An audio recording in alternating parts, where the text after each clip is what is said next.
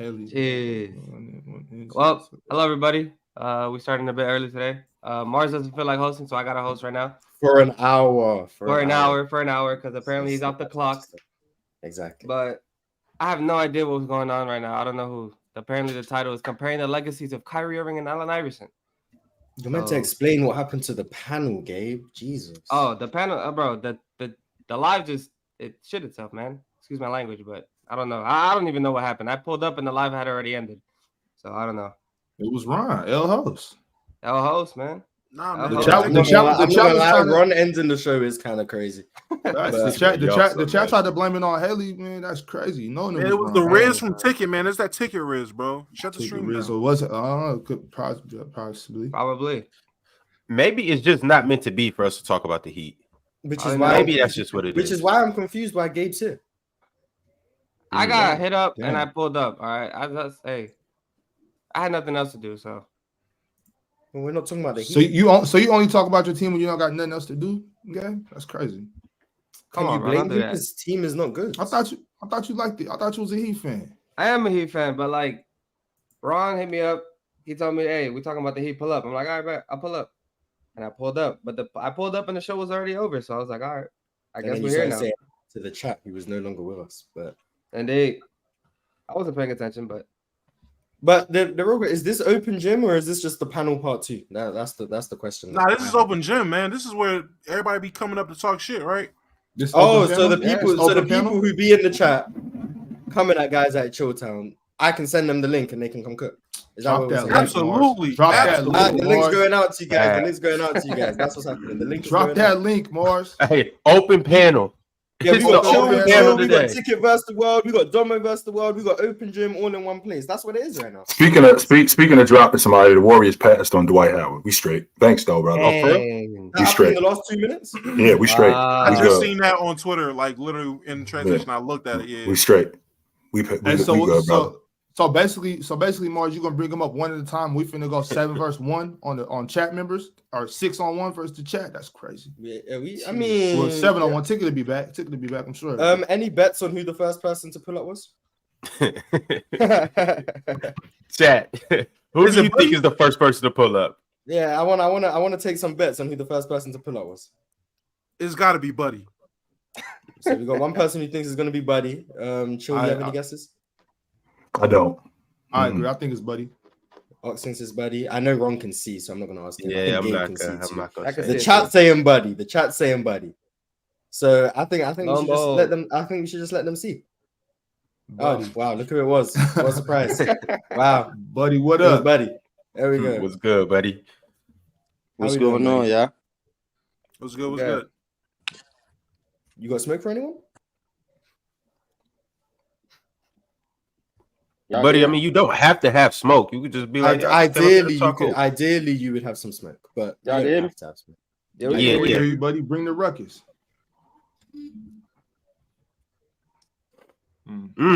Okay. Nah, I ain't got no smoke right now, man. I just want to pull up, man. No smoke. Chill ain't crazy. Chill, man. Me and Chill job been on one accord lately, man. That's good. Since the last time he flamed you, or since the last time you flamed him? No, matter of fact, Ron. I do got. He remembered some smoke. Oh, you said with Damo. Ooh, Damo. Damo smoke? Get him. Uh-oh. Let me hear it. We had him and then we didn't. He went out. How you be carrying KD? How I be what? Carry, that's a DC word. When you say carrying, that means that you talking about a person. That's a what have I said about KD that's been crazy? You know what I said about KD. Let me hear. Damo, you remember that shit? I heard that shit. Damo. What did I say? We all had it. Damo trying to backtrack. That's almost worse than somebody ending the stream earlier. Buddy ain't even turned up on you yet, Damo. Don't talk. You already scared. Like, I don't know. What did I do? Like, wow. Let's relax. Somebody came on the show. You called somebody who came on the show, and when he came on the show, you immediately cowered. You did that. Remember when Lamont showed up? You completely folded up. Yeah, but I'm openly scared. I'm openly scared. But meanwhile, if you openly scared, but then when somebody else, yeah, I'm gonna laugh at other people who are scared too because I make hypocrites. I'm trying to figure out what I said about KD that was so bad. What did I say? Damo, stop trying to backtrack, bro. Hey man, let Buddy speak. He said he had an issue. We have an issue. It'd be hard to come at you, Damo, because you already admitted that you just genuinely hate KD. You know what I'm saying? So I be trying to figure out where it be coming from. Is it the hate, or you be really feeling the way you be feeling about him? I mean, I'm openly admitted. That's why he be feeling like that, because he's a hater. No. Hate KD is crazy. I've openly admitted he's the greatest scorer of my generation I've ever seen. He's one of my top 5 scorers of all time. I have him probably top 30 to 25. Like I give him his respect when it's due, but I'm super 25. Yeah, it's top 25 all time in my opinion. I give him his respect I give him his respect when it's due, in my opinion. It's just I'm also very honest about my gripes with the nigga, which I think he's soft. I hate Kobe Bryant, but he don't hate KD. I hate Kobe Bryant though. I think you both hate both. I'd love to hear the names over KD. I actually hate this dude. If you think KD soft, you should think LeBron soft too, though. Why should I think LeBron is soft too? I'm about to call a spade because this is what I like to do. KD did some follower the leader shit, man. You feel what I'm saying? Yeah. He looked at what LeBron did and how LeBron shifted the league with Miami, right? He went up against LeBron, lost to LeBron in 2012. And like I think I heard you say this before, Damo, like KD averaged what, 30 in that series? 30 and 10. 2012. 30 and 10. They both averaged 30 on each other, yeah. Right. And they canceled each other out. But with that being said, KD still did what he did, and I can't deny that, bro. But it goes back to what they'll be saying to where as though what did that change about KD's game? Even after 2012, he was still the top 2 player in the league behind LeBron until some would say 2014, 2015 when Curry showed up. See, in my opinion, I felt as though he was still better than Curry. But some would say until, like y'all just said, 2015, 2016. And then some people don't also Chill been doing it lately, though. He's been taking into consideration that, man, KD is going into his 17th year, bro. And he also did something that only him and LeBron did. LeBron did it for 18 seasons, or 18, 19 seasons, averaging 25 plus. KD did it for 15, bro, averaging 25 plus. So at the most, people don't give the same credit to this man that they give to LeBron for his longevity and all these other things. And I don't be really respecting that, bro. Y'all be leaving a lot of stuff out when y'all talk about KD. Oh, okay, but if my gripe with Kevin, and this is what really is like a disconnect between, I guess, my perception on KD and everybody else's. Yeah. I don't view what Kevin Durant did as the same thing as LeBron, because I understand LeBron James is in a situation where they did not put any adequate talent around him to actually compete to win. It was literally on his shoulders solely for the Cavaliers to win a championship, and that's it. And that is unfair, because in history, there's not been many players that can be the only can be the only all-team player, can be the only all-star on the team and win a championship. Kevin Durant had a guy who went on to win the MVP after he left. Kevin Durant he was playing with a guy who was already an all-team player while playing with Kevin Durant. Now, Kevin Durant losing, it did have a lot to do with Westbrook being a bum, but they both were bums. It wasn't just one person being a bum. LeBron loses in Cleveland those first 7 years. It's either LeBron's a bum and his team has no shot, or LeBron plays good and he has no help and gets outmatched by other teams. He therefore goes to a team that was already trying to build and do something and builds a super team. I have been on record on my podcast saying if Kevin Durant did what he did going to Brooklyn, at first, I would not have nearly as much hate for Kevin Durant. My issue was Kevin Durant blew a 3-1 lead to a team. Kevin Durant lost to a team and went to that set team. Now, Mars brought up a point, and everyone talks about it. Who wouldn't want Kevin Durant? That's absolutely fine. But there is a clear difference, in my opinion, building a team. I come from the East. Chris Bosh comes from the north and we both go south to create a team versus I'm joining a team that won before me and won after me and beat me.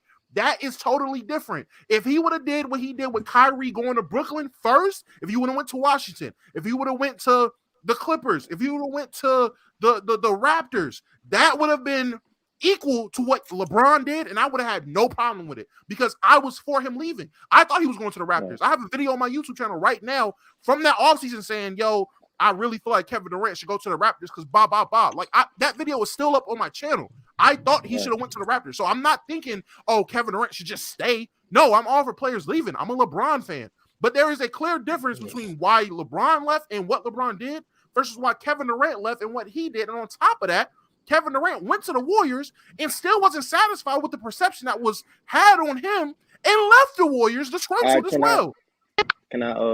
Could go back to what you were saying? Go ahead. I know some other people got opinions. But LeBron in 2007 went to the finals, right? Oh, no, the first thing I'm going to say, LeBron was the best player in the entire conference, in the entire Eastern Conference. The best player in the entire Eastern Conference. So it goes back to 2007. He lost. He lost in the finals. 2008, chill. What round he lose in 2008? In the semifinals, they lost to Boston. What round he lose in, chill? In 2009, they lost in the East Finals to Orlando. In 2010, what round did he lose in, chill? Semifinals, they lost to Boston again. Okay, so Damo, you telling me while being the best player in the entire conference, okay, we know what the Boston Celtics was doing, we know what they did. And some would say some players didn't want to come to Cleveland and play with LeBron. Some would say that. I would probably give you that. But in the same token, bro, that don't justify him leaving Cleveland. That don't justify it. Why? Hey, buddy, what's the LeBron hate about, man? Early, hold on, early. Early Cofield in the house. Why doesn't it justify? What it do, baby? What it do? What it do, baby? Southeast in the building. What's up, Slim? The key word in there, bro, it don't justify. It don't justify. Why not? I'm asking you. You say it doesn't justify. You mean when you say it doesn't justify, you're saying that the reason why he left isn't a good enough reason. So why not? Why isn't it a good enough reason for you? First of all, what's the reason why he left? Let's start there. I'm so confused. I'm with you, buddy. Come on, man. I'm sticking with you. What's the reason why he left? I don't know why he I know why he left. I know why he left. So you can't. So if you don't know why he left, then you can't tell me that it ain't justified that he left. You don't even know why he left. I know why he left.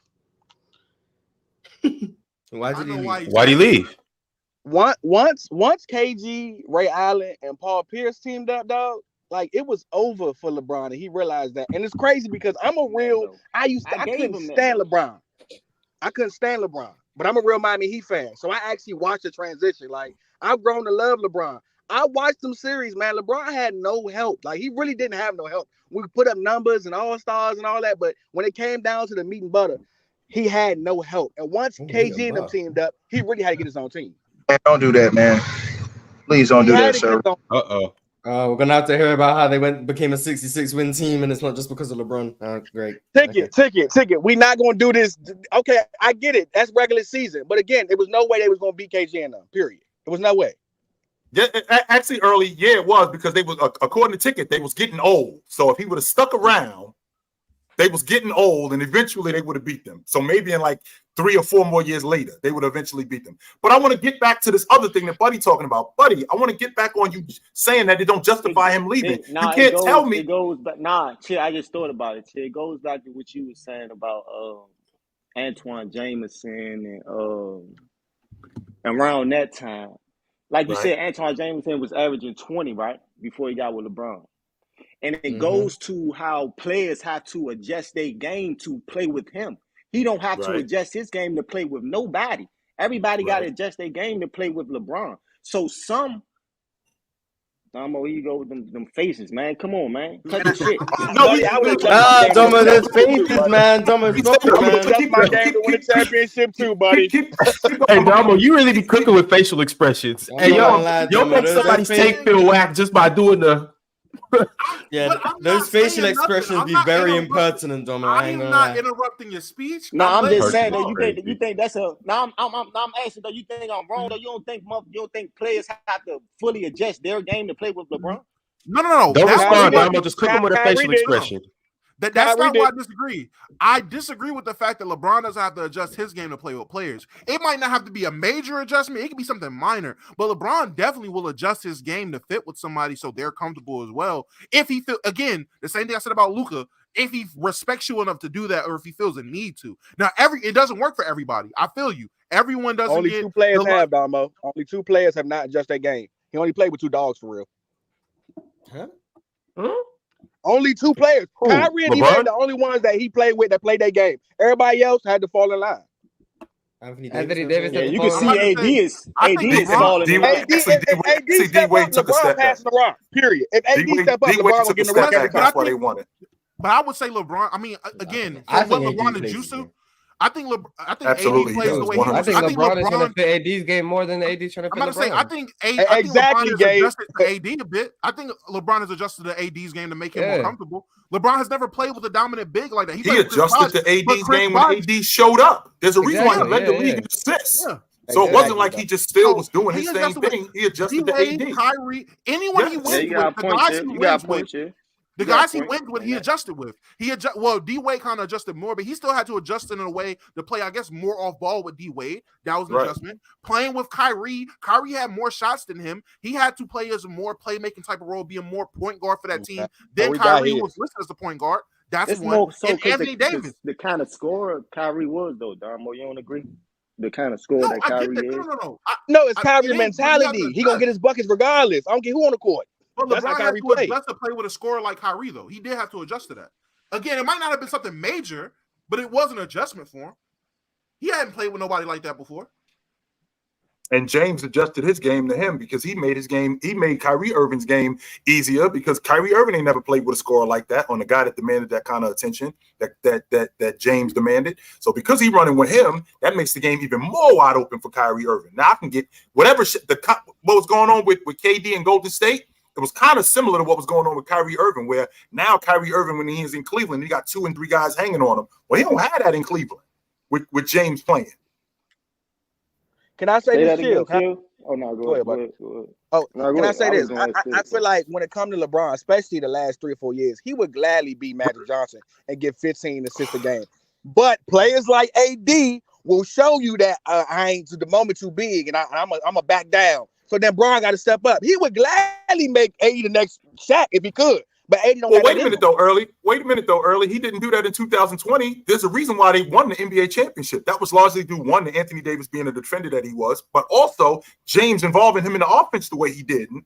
Anthony Davis knocking down that mid-range. How they destroyed the Houston Rockets. Why did they destroy the Houston Rockets? Because they was bigger than them, and Anthony Davis destroyed them in the interior. Same thing with the Portland Trailblazers. James will go to you. Year, though?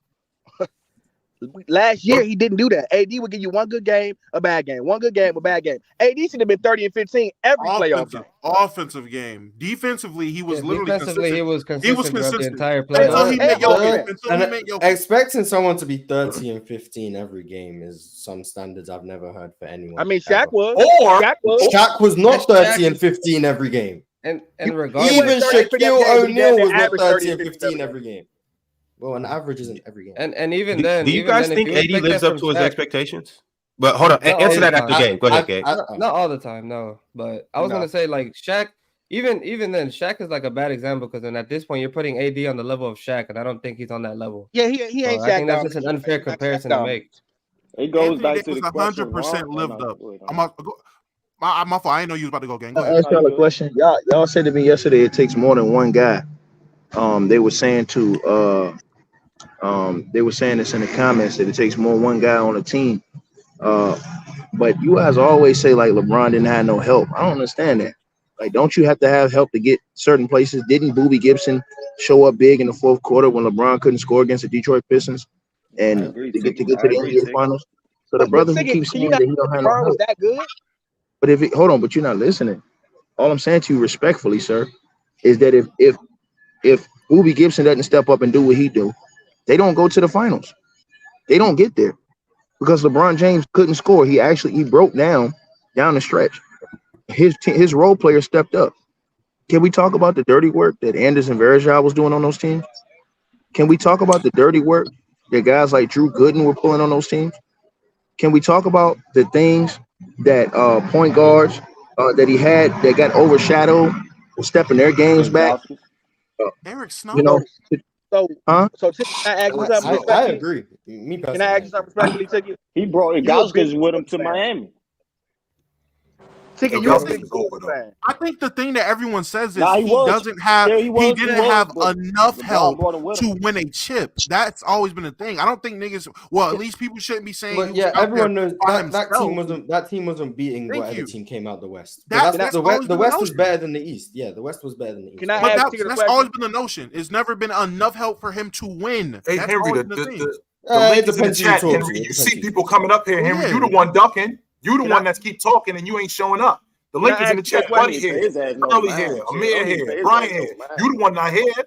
Can I ask Ticket a question? His ass flawed. Ticket, you think Michael Jordan is great, right? No, God. I'm asking the question. I'm just quick He think question. he the best. Ticket thinks he's the best. So them years that Mike was getting good records, he was putting up crazy stats, but they wasn't winning. Do you think Mike didn't need help neither? Like you think he should have won regardless, or you think he needed help, even though they was having good seasons and He's good hoping records? every question. Still needed help.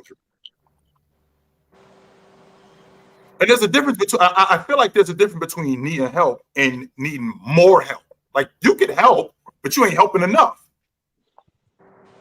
You can clearly help. And me and Big Ox had this conversation, and me and Ticket had this conversation. I've said it in the past. And it may be a rhetorical question.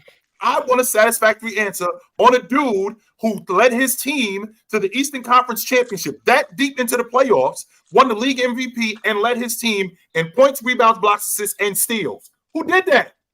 Why do I have to do that much in order for us to win? And you can't even say that's what the Chill. all-time greats did because all the all-time greats had help.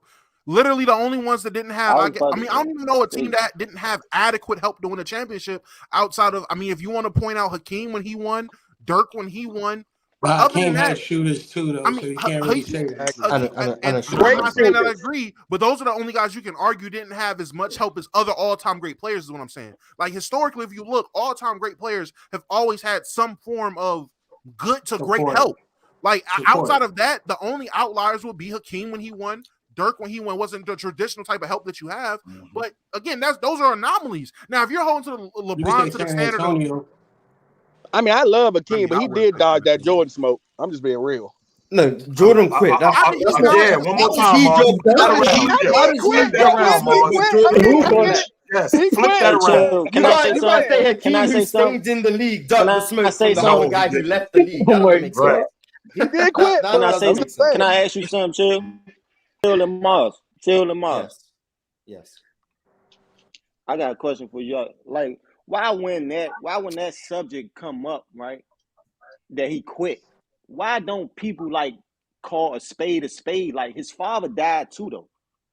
No, his father was, buddy, that's not it. That's it. Buddy, that doesn't work. And the reason why that doesn't work is because we heard that don't play even if it does, even if it does, what you're trying to do is you're trying to make it sound. But his father didn't die. But his father was murdered. To make it sound like that's the determining factor. Even though he already said, we heard him say this, that he was quitting anyway when his father was alive. After that Phoenix series, he said him and his father were the only two people who knew that he was quitting. So he was quitting anyway. The fact that his father passed away, that just compounded it. But he was quitting anyway. Like LeBron, after he got swept by the Nuggets, he went straight to the podium saying he was thinking about retiring. So it's all after in the year same like boat, that was after year 20 though. How are you comparing that to Jordan leaving the first time? It don't matter, bro. You just talking in the heat of it. You just talking, bro. So at the same time, bro, it's far like Irving just said. How does that not matter? He's already been in the league for 20 years, and you go back to what you just said about Denver one more time. I'm sorry, I missed that. LeBron spoke about saying he was going to retire after getting swept by the Nuggets, when he walked at the end of the He said Jordan was just talking to year 20. He's just saying Jordan was just talking to talk the same way LeBron was just talking to talk. That's At the what end of the day, that's not true. Even if that is, what's that got to do with Hakeem ducking Jordan smoke when Jordan left? Had nothing to do with Mars, do you think that we would hold the Hakeem championship even higher if he played against Jordan and beat him both times? We, as in the general population, yes. I think Jordan retiring was the best. But that doesn't mean I think it was the best thing for Hakeem's career.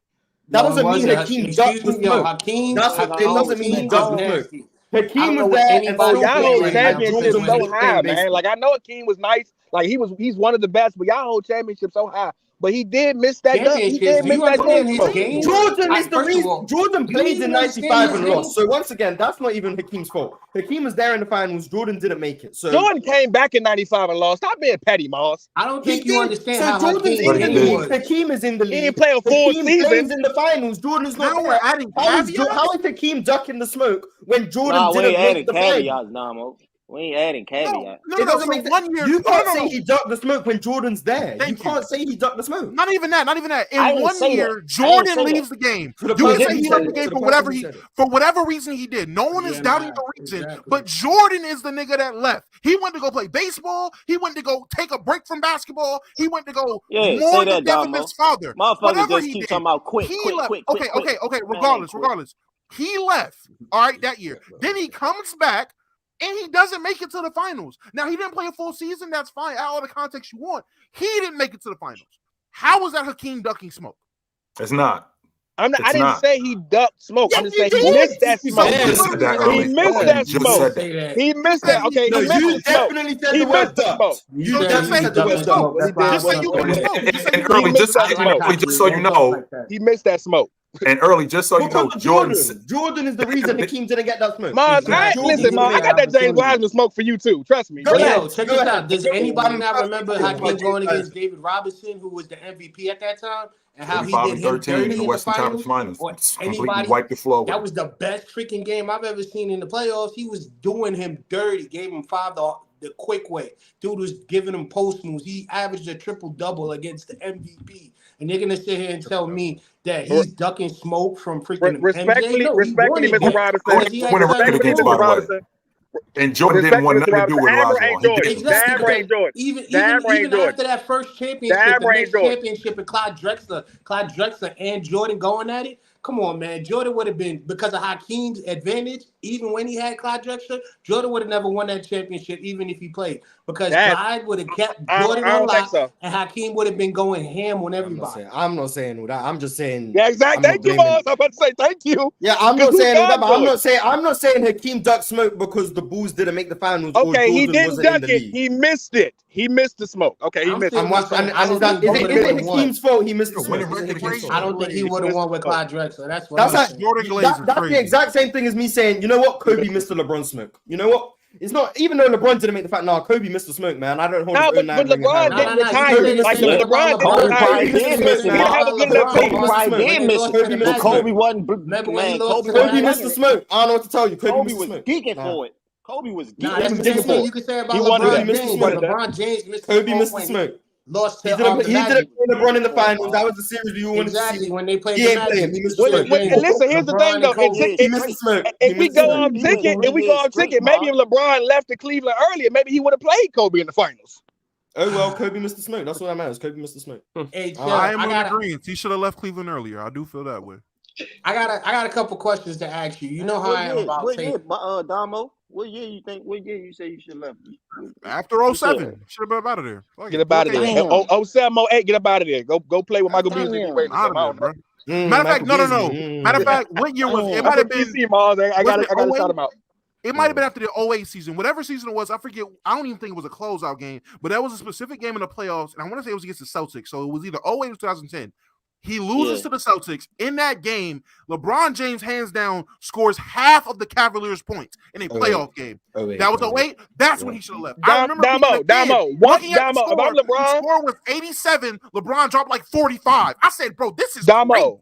If I'm LeBron, once I get the ESPN alert that KG, Ray Allen, and Paul Pierce got together, I got my bags packed. I'm out of here. It got progressively. It got better as the series went on, but in the beginning, it was not good, Mars. No, it wasn't. Yeah, I think that's where the biggest disconnect is. Yeah. I think most people who are on the LeBron James had no help side are saying LeBron was never going to win a chip in Cleveland. 07, they were never going to beat the Spurs. 08, they weren't going to beat Boston. 09, even if they beat Orlando, they weren't going to beat the Lakers. 2010, they weren't going to beat Boston, blah, blah, blah. The people on the other side of the spectrum are saying, if LeBron James had no help, we still can't be excusing the fact that against the Spurs, he did not play well. We can't just minimize the fact that he played poorly and just say he had no help. It doesn't count, but then praise him for making the finals. You can't have it both ways. If you're going to say he didn't have help to win, that doesn't excuse the fact he's playing badly. But against the Spurs in the finals, you know where that goes badly. That's something that needs to be acknowleded. Not whether or not they could have won. Whether or not they could have won is besides the point. LeBron James did not play well against the Spurs. No, that's true, Mars, but it's easier to perform when you do have help around you. It doesn't matter. Who expected 20-year-old LeBron to even beat the Spurs? You can still play well and lose. That happens. He's playing badly and losing. We need to acknowledge the fact he's not playing well. That's something that doesn't get ask your question. Mark, that's not fact. If he plays my biggest gripe, Chill. You be so black and white when you like Thomas, that he's playing bad, Chill. I'm asking you. No, I don't think they win. I literally just said we can acknowledge the fact that they aren't going to win, but also acknowledge the fact he's playing badly. All right, I ain't gonna hold you. Hey, I'm gonna need you, not the niggas on stage. I guess the niggas backstage, they gotta get the fuck up out of here because you niggas is on penis in the chat, and I got all the smoke and all the fucking time today. Please come up. I don't understand how you have names. Bring Henry bitch ass up here. No, he not coming, Damo. He not coming. Bring Henry He's not bitch ass up here. Let me not get coming. Who else? Not Damo calling niggas out. Flint water. First of all, nigga, you got way more to worry about if you from Flint, Michigan, talking about some fucking basketball. Get a bottle of water. Whoa, Damo, Damo, wait a minute. Come on now. XEC. Hey, Ron, if I got sit in the back, I got sit in the back. Bring him up too. Bring all these niggas up. Flint water. I just all these initials. I didn't kick anyone out. The studio's full. I don't know what you want me to do. The studio's full. Bring them up. The studio's full. We have to remove people to bring them up. So it's up to. I'm not hosting for another 27 minutes, so I'm not removing. Amir, what's good? We want to hear from you, man. What's up? And everybody that Damo called out, if you got the nuts, pull up to Open Gym. What's up, Amir? Chill. Let me get you nuts. I got a question. So it's my first time here. How's everyone? What's up, brother? What's going on, brother? I mean, what it do? And Rappaport. What? What's up, brother? Yeah, fine. So I want to say something about Anthony Davis because, sorry, excuse my language, it's not my first language, so I hope I'm clear. No, you good? You good? We can hear you. We can hear you. I want to say something about Anthony Davis. So I think people actually hold him to an unfair standard all the time because, first of all, we all agree that he's either the best or at least top 3 defender in the league, right? That's fair. Okay, so I don't have a problem with the when healthy argument because, of course, he gets injured a lot. But even when healthy, how many people actually have him in the top 5, 7 players in the league? Top 10. I do. Top 10, but like top 7, top 5. Because I think you can make a legit argument for him being a top 5 player. Definitely top 7. Exactly. Yeah, that's the thing. Whenever I say that, people go crazy because here's the thing. Tim Duncan, for like 12 years, was not a top 5 offensive player in the league. He was a top 5 player or a top 3 player because of his defense. Kevin Garnett, the same thing.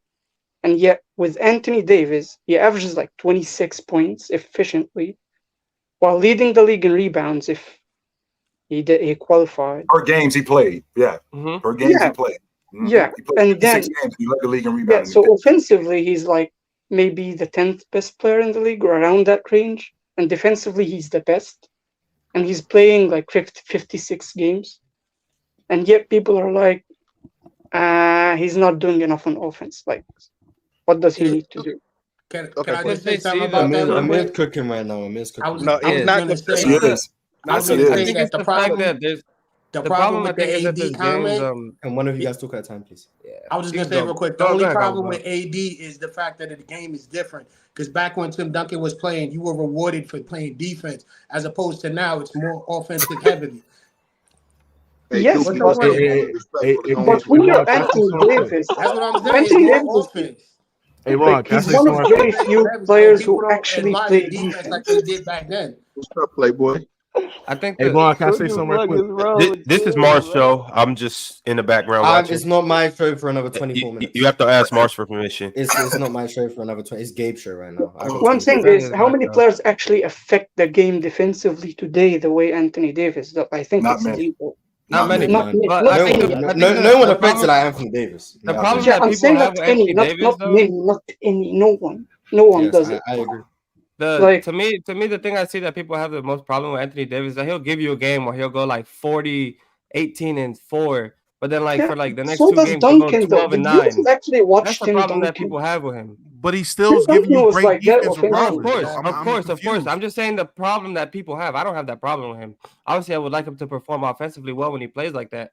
But the problem that the majority of people have is that he doesn't have the consistency on offense.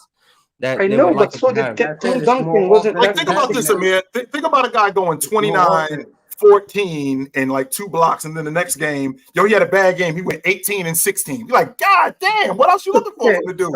I don't want to sound like I'm disrespecting Tim Duncan because I'm a big fan of his, but he did have a lot of games like that. A lot of games. So did Kevin Garnett. Yeah, I'm talking about these two in particular because these are the two I'm comparing him to. They were very inconsistent on offense. Yo, Mookie, you want a time crunch, right? Yeah. I got some questions. Mook, what up, homeboy? What a bit is chill. I don't understand how y'all Mook, so-called Yeah, I got to cook Damo right quick. I don't understand why Damo's sitting there making excuses for this man, LeBron James, ladies and gentlemen. When LeBron James, ladies and gentlemen, right? When you look at him in his early years with Cleveland, y'all sit there and make excuses talking about he didn't have nobody, right? And y'all never sit there and hold this man account. Y'all never sit there and hold this man accountable for playing like absolute garbage in the NBA Finals, right? Let's talk about this in his first finals when he went to when he was with Cleveland going to the finals, right? Y'all cannot ignore it. Y'all cannot deny that the reason why the Cleveland Cavaliers went to the NBA Finals because of defense. Defense alone, their defense was really, really elite in the postseason setting, right? But then going to the NBA Finals, right? You had all these other guys that's playing to their average, right? When you have a guy like LeBron James, you can sit there and admit that LeBron James, ladies and gentlemen, in his early years with Cleveland, his lack of perimeter outside jump shooting is the reason why the Cleveland Cavaliers didn't get over the hump. Am I right, Damo? It's a part of it, yes. Okay, then. So what I'm saying is that why you sit there consistently make excuses on why LeBron James didn't get it done. Why you sit there and don't ignore the fact that he played like shit. He didn't play well against the Orlando Magic series. Why you sit there and don't ignore the fact that LeBron James did not play well? Hold on. Pipe down, chill. Stop it, chill. Stop it, chill.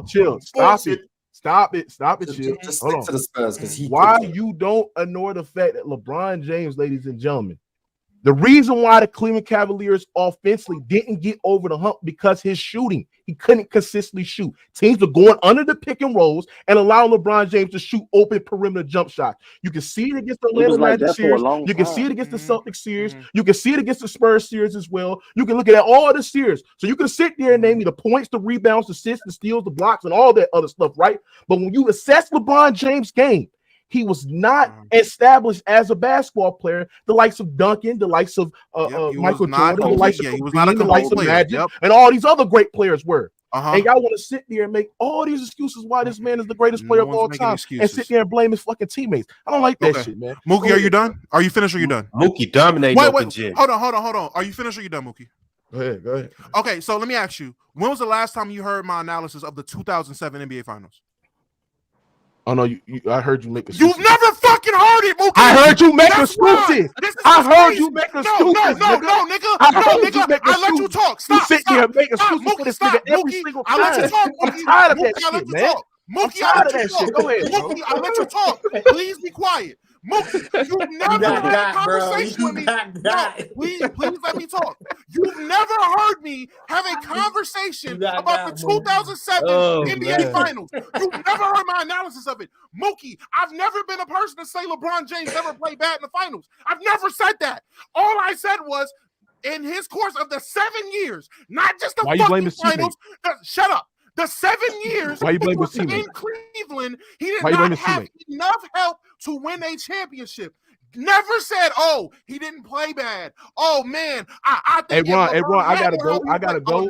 I holler at y'all. I holler at y'all Now tonight. you gotta go. Now you gotta go, Mook. Kick your ass down, Mook. You the one came and start the fight, then you running off the door, you son of a bitch. You gonna come start a fight and then run. And then run. He punched somebody and run off to see a brawl. Straight sucker. Okay, start the fight and then run. Okay, make arguments. No, this is crazy. People come up here and they make arguments based off shit they talked about with their fucking friends in their friend group and assume everyone thinks the same. Negro, two things can be true at once. Yes, LeBron could have played bad in multiple finals, and what I said still can stand to be true. His first 7 years in Cleveland, compared to the rest of the league of teams that was competing for championships, he did not have adequate help to match up with them. That doesn't mean if he played, I asked Mars earlier, Mars, if LeBron plays well, does he win the finals? Mars says no. Everyone would say fucking no. So LeBron playing good or bad does not change him winning or losing a finals. If we're talking about his first stint in Cleveland,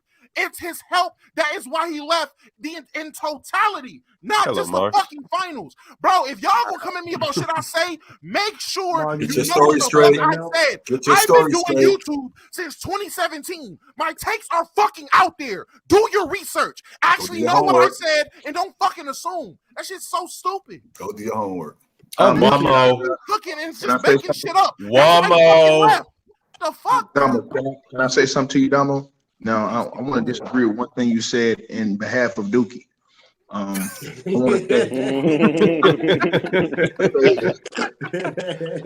What I want to say is, brother. Hey, chicken, yo, chill out, man. What I want to say is, brother Damo, what I want to say is this. The reason why I feel like that LeBron didn't have enough help excuse doesn't work is because the help was good enough to get you to the finals. And then the help actually played well in the finals.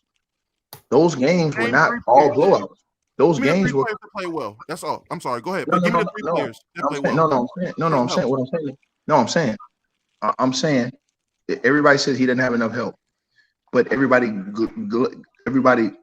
glazes him over how they played against the Detroit Pistons, who were just as good as a team defensively probably that year, even without Ben, as the Spurs were in the finals that season. If you go look it up, they were probably like not too far off defensively, those two teams. All I'm saying to you is this.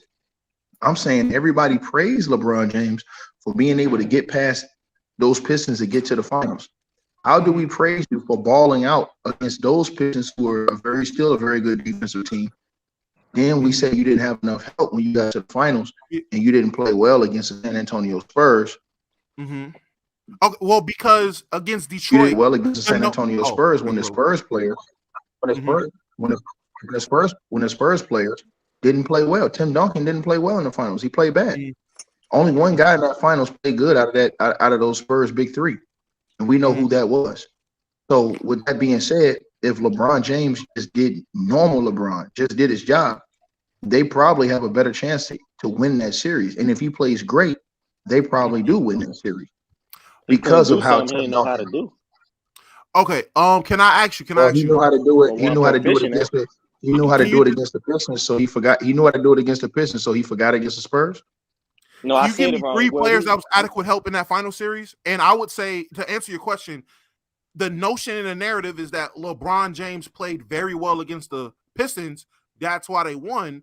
And when he showed up short against the Spurs, him playing bad on top of not having adequate help is why they lost. I don't think anyone that's saying he didn't play bad in 2007, I think those are bronsexuals.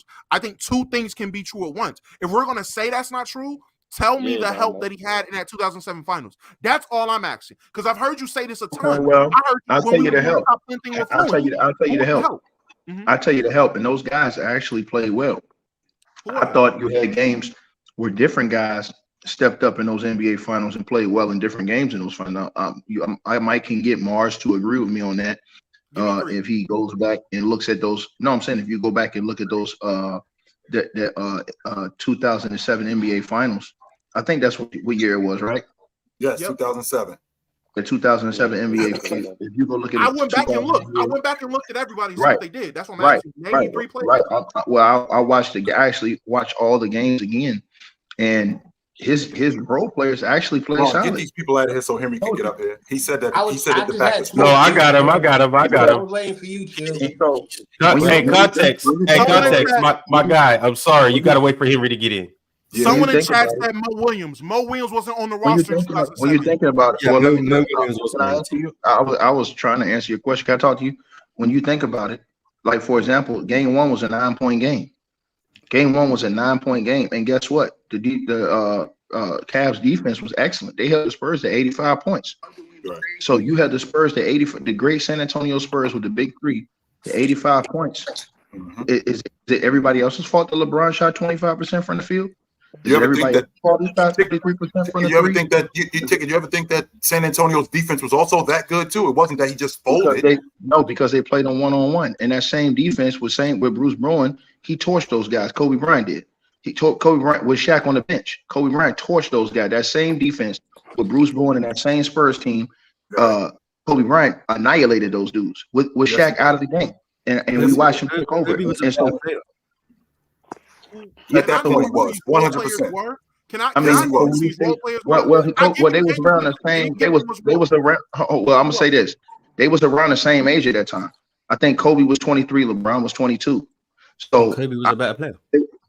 Well, yeah, I mean, I think I agree, but they wouldn't agree with me on that. So what I'm saying, and wait, who doesn't agree with that? Up here, who doesn't agree with that? Who thinks 22-year-old LeBron is better than what? I do not think that. I do not. I think my mic is not working. So no one agrees. Everyone can hear you. Everyone. No. My mic must not be working because I don't. Yo, Henry, it's not full. Pull up right now. He asked me. It's not full. Pull up. He asked me who played. He asked me who played well. Well, in game one, Sasha Pavlovich shot 50% from the field. He played well, had 13 points from 50% from the field. Drew Gooden shot 66% from the field. He had 14 points in game 1. Also, you had Daniel Gibson. He shot 66% from the 3-point line.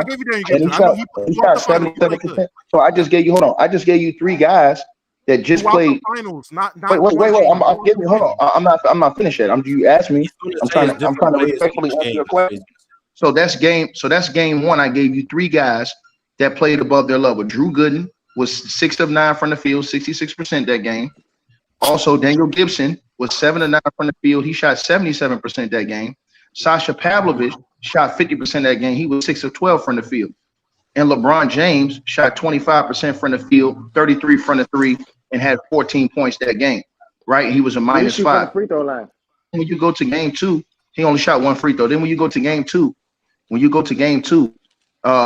again in game 2, another 9-point game. If LeBron James just plays regular LeBron James basketball, they probably have a better chance to win that game. In game 2, Drew Gooden was 6 of 12 from the field. He balled out. Daniel Gibson was 6 of 12 from the field, 2 of 5 from the 3, 40% from the 3, 50 from the field. He played well. Also, Anderson Varejao, he made both shots he took. Damon Jones hit 2 threes. He shot 66% from the 3-point line that game and shot 50 from the field that game. And so he had other guys that had played well that game that was on his role player cast. It was LeBron who was 42% from the field. It was LeBron who made no threes that game and shot 0% from the 3-point line. It was LeBron who shot 63% from the free throw line. So once again, you're talking about a 9-point game. If LeBron James steps up and is LeBron James, you have a whole different situation. Now let's go to game 3 and I'll show you the help. So if you're looking at game 3, when you have game 3, sir, and you're looking at this team, now LeBron James, what does he do in game 3? He goes 39% from the field, 0% from the 3, and then he did shoot 87% from the free throw line, which made his numbers respectable if you looked at the 25 points because he hit those free throws. But if you look at his field goals, he was 9 of 23, 39%, and 0 of 5 from the 3, 0%. Meanwhile, Drew Gooden was 5 of 11 from the field. He had 13 points.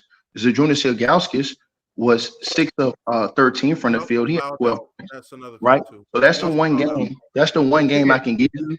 That's the one game I can give you that the help didn't show up.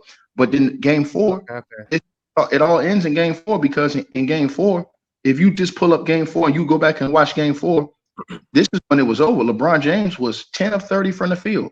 He shot 33%, 2 of 7 from the 3. He shot 28%, 6 of 2 from the free throw line. He shot 33. Are we doing the same thing with Tim Duncan? Can I finish my sentence though? And that was only a 1-point game at home in the Q. That was a 1-point game. So you lost a 1-point game at home, and LeBron was 10 of 30 from the field, 33%, 2 of 7 from the 3, 28%, 2 of 6 from the free throw line, 33%. Meanwhile, when you look at his teammates, you look at his help, right? In that game, Anderson Varejao didn't miss a shot. Eric Snow went 50% from the field. Also, you had double figures from Drew Gooden and Boobie Gibson. What did Drew Gooden shoot? What did he shoot? Hold on. That's a 1-point game. What did no context numbers, man? Hold on. Context numbers. Once again, you guys, my whole point with you guys is this, and I'll leave y'all at this. Y'all don't hold him responsible. Y'all say he's the king. Y'all say he's the GOAT. Y'all say all of these great things, but you talking about a 1-point game at home and you can't win that game. Meanwhile, the San Antonio, hold on. The San Antonio Spurs, their other guys really wasn't playing that great. They had 2 guys that played good that game. Wasn't playing that great. Come on. Hey, no context numbers, man. So you talking about all these role players, all these things that they did, but the context of the numbers is Tim Duncan said himself, we had 5 eyes on 22-year-old LeBron at all times. He was playing 5-on-1. He had the ball in his hands. He didn't play. They did not play him 1-on-1, bro. Hey, you can't No, they didn't. Ticket. No, they didn't. Mars watched the game. Ask Mars if I'm lying. Mars watched the game. Mars went back and watched the game. Did they play him 1-on-1? They played him 1-on-1. 1-on-1 with Bruce Bowen. Yes or no, Mars? It depends how you define 1-on-1. 1-on-1, Mars. You and me. That's 1-on-1, Mars. You and me. It wasn't Did they double team him every time he got the ball? No. Bruce Bowen, the primary defender? Yes. But did they have defenders ready to help on any drive? Yes. So it depends how you're defining 1-on-1. But that's normal with every superstar, right, Mars? They're ready to drive on every possession, right? Every superstar gets that same treatment. It wasn't much like different. Kobe, LeBron, every superstar gets that same treatment. Mike. Yeah, that's why I said never had those. Let me ask you, Ticket. So when you talk about the role players' numbers, do the role players' numbers have any context to the heat and the loading up on LeBron that the Spurs did and them getting open shots easy? Yeah, they freed them. Well, they didn't load up. They played them 1-on-1.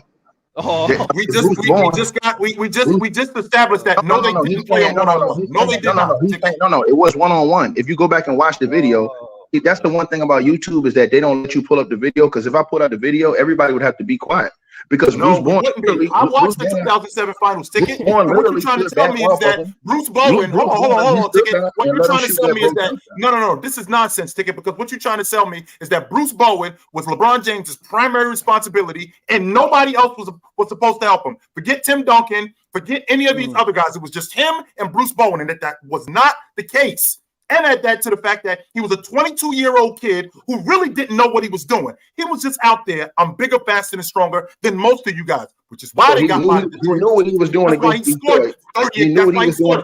29 in the second half, including overtime against the Detroit Pistons. So now what you're telling me is you're telling me that because he was doing this against everybody else, and he went up against a better team in the San Antonio Spurs, why couldn't he do it against them? The same reason why plenty of other teams who've lost in the NBA Finals with guys who are older and more experienced lost because they went up against a better crew. And it wasn't just because LeBron James played bad. They had a lot to do with the reason why he played bad. It wasn't just that he folded. Let me ask you a question. Didn't Carmelo Anthony get one game against that Spurs team? One game? That's what we doing, bro? Didn't Carmelo Anthony at least get one game against that Spurs? We're praising losing?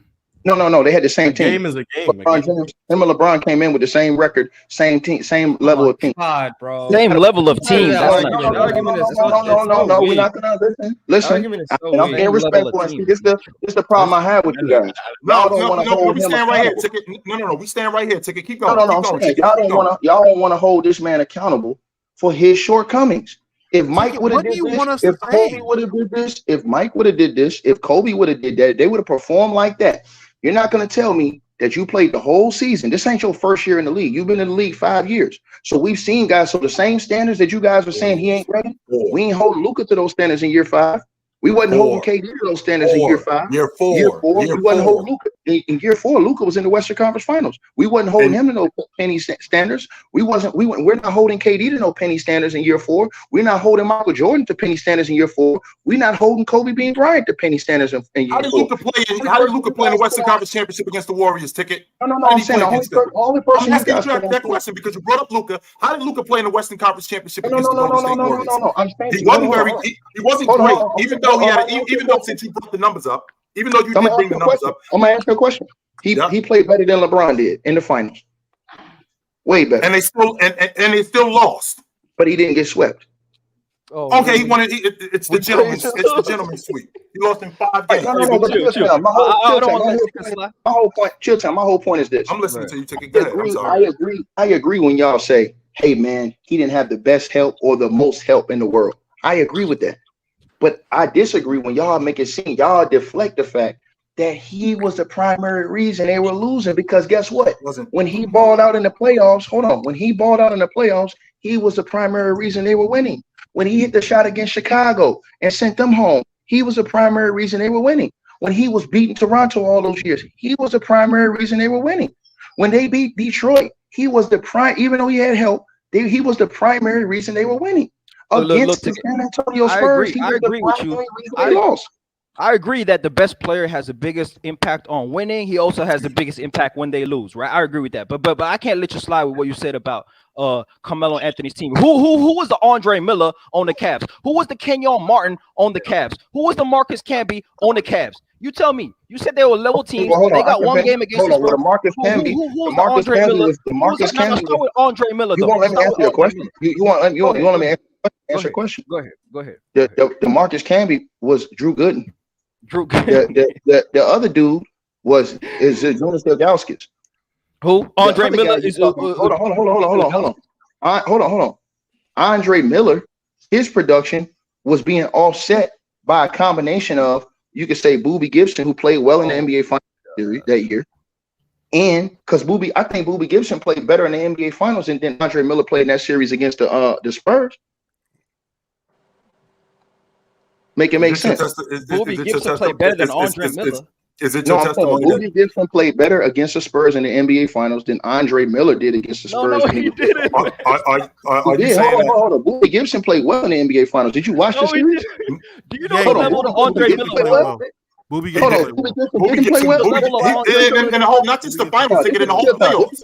But this is why I can't talk to these. This is why I can't talk to these guys, Chilton. I can talk to y'all, but I can't talk because he's gonna sit up there and say Boobie didn't play well when Boobie was shooting damn near 60% from the three. In the whole playoffs, he was good. He was damn good in the whole playoffs. He was. Yes, he was. That's matter of fact. That's how he got on the map, and we started calling him Boobie because of that. So I don't even know. Like I said before, I agree with Damo when he said, "Hey man, Ticket, he ain't have the best help." My whole point is that he should get the most smoke because of how poor he played to his standards. Don't tell me he don't know how to play when he's been dominating all these other dudes coming in the league all up until now. Don't tell me all of a sudden you don't know how to play. Don't tell me all of these crazy double teams is going on him when every NBA superstar, once they beat their first guy, they're going to see a second guy coming at the rim. Tim Duncan's going to play like that against everybody, not just LeBron James. Every superstar in the league going to get that same treatment. So all I'm saying, you guys are making it seem like, you guys are making it seem like they were guarding him like they guard Steph Curry right now. When they guard Steph Curry, they're legitimately doubling Steph to get the ball out of his hand. LeBron wasn't seeing defenses like that. They are legitimately worried about Steph coming across half court. Wasn't seeing defenses like that. If you guys go back and pull up the tape, because I watch every game again, and I know again, Mars will agree. LeBron James was dared to shoot jump shots by Bruce Bowen the whole series, and he couldn't hit him. He could not hit him. And Bruce Bowen actually stepped back on LeBron James, and he wasn't even trying to drive. He kept missing those shots all game long and kept shooting and kept clanking them. 0 for 5 from the 3, 2 for 7 from the 3. Look it up. I'm not making this up. And he was just he stepped right back off and let him shoot. I want to hear from James B. James B is in the house. This dude that being a troll. Real quick. I want to hear from him. Before we get on James B, Ticket, I can concede and say this. If you can acknowledge that yes, LeBron didn't have the most help, LeBron definitely didn't have adequate help compared to other teams.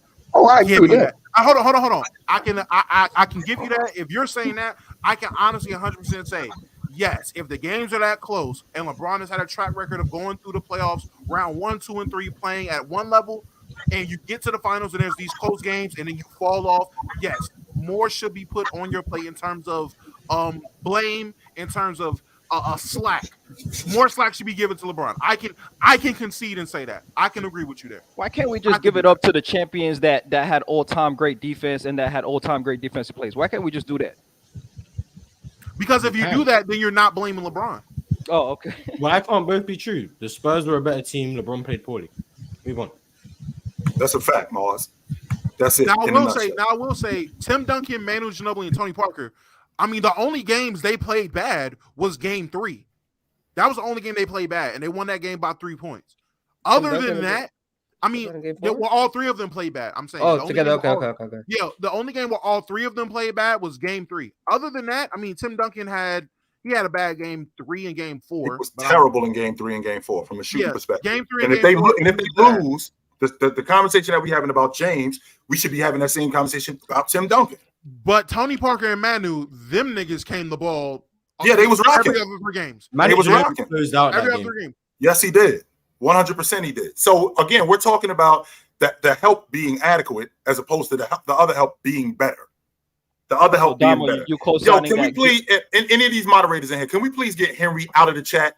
I'm tired of this dude. I'm for real tired of him. I've had it with him, yo. For real, I have. He's been here. We've dropped the link. We've dropped the link. We've asked him to come in 2, 3, 4 times. Everybody else has showed up except him. Meanwhile, all he does is talk. Can we just get him out of here, please? Please, can we get him out of here? We're having a real good conversation. Please. So I agree he didn't have the most help. I just didn't think he elevated. That's all. I didn't think he elevated like he could have. That's all. Andre Miller production. Because Andre Miller averaged 16, 5, and 5 against the Spurs in the conference finals. Like he did that 50% from the 3. He did that. I mean, all I said was Daniel Gibson routine. I'm not saying routinely, but Daniel Gibson was adequate help throughout the entire finals, and that's what I've been harping on. I wasn't talking about the entire playoffs. I was just sticking on the finals. In terms of the help LeBron had, Daniel Gibson was consistent the entire finals. He was. Pavlovich had Game 1 and he dropped off in terms of efficiency. Drew Gooden, I mean, look, maybe I need to go back and actually watch the games. No, what you don't know, Damo. You're right. I agree. I'm looking at 14-4, 13-6. I'm not seeing how that is so impactful in terms of. But it was impactful because you had to watch it. Maybe I have to watch it. He did have a double in the series, but even in one of those games in Game 3, he fouled out. How impactful was that? Because that was in the 3-point loss. You also got to remember it's 14 of 80 points. It's not like 14 of 110. Yeah, that's what I'm saying. Maybe going back and watching it looks a lot better than what it looks on paper. So I can even consider. Yeah, it looks different in the game. That's all I'm saying. Daniel Gibson 100% was consistent throughout the finals, at least on paper. So I'm not going to sit there and say, oh yeah, he was giving Andre Miller production. I can give 2 shits about Andre Miller. I'm just saying he was helping. And the year Tika talking about, he had Allen Iverson on the squad, so I don't know how they can be. Yeah, that's what confused me. 07 Denver had Allen Iverson. That's crazy. That's what kind of lost me a little bit.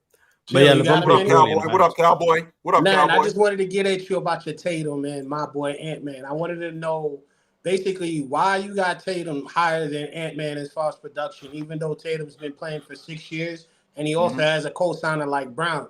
That dynamic duo should be as a team more than how Ant is, because Ant's always been by himself.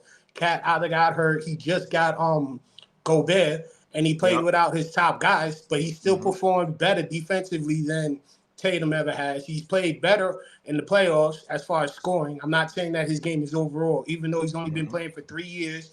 He's been in the playoffs twice. His performances has been good, if not similar to Tatum. Even though Tatum's been in the playoffs 6 straight years and has been balling, what I'm trying to simply say is the stats that defensively Ant-Man brings to the table, as well as being able to switch on and off, I think in year 5 or 6, he's going to be better than what Tatum is at now.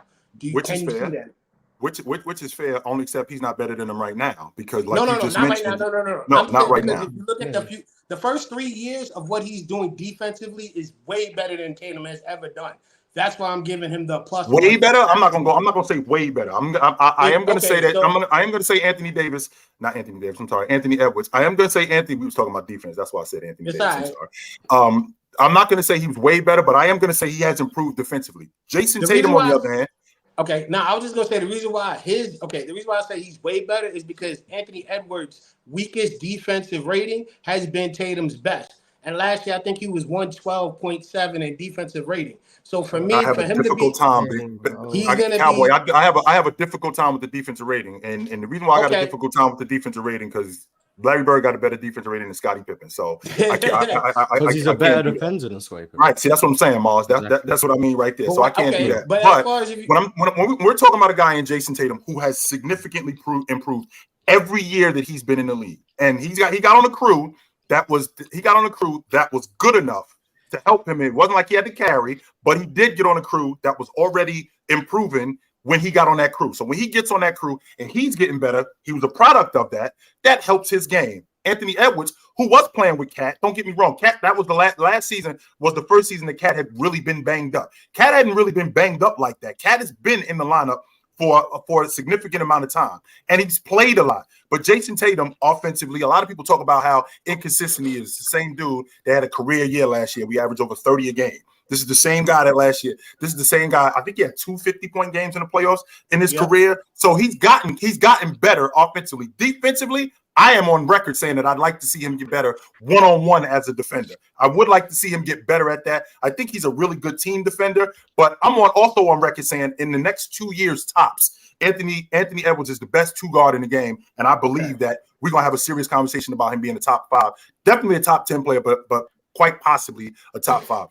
All I'm saying is this. I think that Tatum gets more respect because he played with a guy like Brown. When Tatum's off, Brown goes down and helps him out defensively with rebounds and also helps him as well with scoring and getting them back into the groove. As far as Anthony Edwards, to me, him being the only guy that really can rely on Cat, and Cat is in and out. He just got Gobert last year. He always made himself better each year. He's progressed in the first 3 years. So for me, I think Ant-Man's going to be better than Tatum is because Tatum has a guy like Brown who can pick up the slack for him where Ant-Man doesn't have that. Well, actually, he does have that because Cat has been consistently before last season. Cat was a 20 and 10 guy. Now, don't get me wrong. The same flaws that you talk about with Cat, you can say the same thing about Jaylen Brown. This is the same dude who his handle is amateur at best, right? This is the same dude who his production goes down in the playoffs, right? So it's not like his production goes up in the playoffs. It goes down in the playoffs. So the same thing, the same flaws where Cat is soft, the same thing you can say about Jaylen Brown. He got a weak handle. His production goes down in the playoffs. Jason Tatum, on the other hand, he's still doing what he's doing. And when he's doing what he's doing, they're winning as a result of it. Now, we saw what happened in the playoffs, in the NBA Finals, where you can make the argument that Jaylen Brown was better. But they actually got there. And they got there on the strength of both of these dudes. Cat, on the other hand, Cat being a 20 and 10 guy, Anthony Edwards and him, they should be better. So I'm not going to indict Jason Tatum for playing with a guy who's actually giving them good production and have Anthony Edwards off the hook for a dude who also could be giving him better production, but he's not. I'm not going to indict Jason Tatum for that. That's not his fault. No. Okay. Not quick argument. That's what I want to know because, like I said, at the end of the day, I think Tatum is a great player, but most of his production is off of the success of Brown, as opposed to where Ant-Man got to work for his because Cat isn't that consistent to where, he's giving you 20 and 10, but I still think that Brown is a better player than Cat is as far as playing. And as far as playing with a teammate like Tatum, they just feed off of each other. If Ant-Man had somebody similar to that or consistent as Cat, I think that he would be either similar, same level, or better than. But I see your point. Just wanted to get your knowledge off. Well, I know this your show, Mars. I know this your show, so I'm gonna shake the spot. I'm gonna leave you dudes to it. I want to make sure the chat knows that these dudes was up here. The link was in the chat, and only a few dudes showed up and actually wanted that smoke. Only a few dudes, and this dude was in the chat the whole time and didn't say anything. So again, Mars, thanks for having me, brother. I'm gonna leave y'all show to it. I will see y'all soon. Be easy, take it light, but take it, dog. Dub, man. Welcome to the show, Dub. Welcome to the show. Did not have to name drop me. I don't know what the hell's going on. So the panel got ended abruptly, so we brought the panel here for an hour, and now Domo and Ticket, the last two standing, they're welcome to stay as long as they want, I guess. Oh no, that's they for sure. It was good. Ticket Ticket was in rare form last night, man. Yeah, I just caught a bit of your stream yesterday. I don't know what was going on. I'm talking about Klay Thompson or something. Bro, it was crazy. It was crazy. It was a good night though. It was a good night, bro. Which I want to transition to. Did you even talk about Kyrie and Allen Iverson yet? It's been about LeBron the whole hour. The whole hour? Yeah, pretty much. Okay, well, we could talk about Kyrie and Allen Iverson now. Let's do it. Okay. I'm Iverson. I love Allen Iverson, man. That was my dude. But it was for other reasons off court more than what he actually did on court. Better hand skills, I got to give it to right now. I got to give it to Kyrie because he's currently playing and he's consistently nasty with the way he's able to move. But the difference, though, I think that Iverson has a better way of getting to his spots and hit his shots. I think Iverson had a way of creating. I'm not saying he's better than Kyrie, but I'm just saying, like, I think it's competitive enough to put up there because Iverson had a way of just dribbling, getting to his spots, and knowing when to pull up and when to draw contact. So, I'd rather have Kyrie's career, me personally. But you rather have Kyrie's career? Nah, I was just talking about handles and. Yeah, I know you were talking about that game. You were talking about that game. I appreciate that. I'd rather have Kyrie's. I'd rather have Kyrie's. Nah, because I don't want to sit here and just talk narratives and say, because of the ring. That's what open gym is, man. Narratives, man. We don't talk real hoops. It's narratives. Because of the ring. The ring. Yes, because of the ring. Because of the ring. Yes. Damn. Yes, I'd rather have Kyrie's career.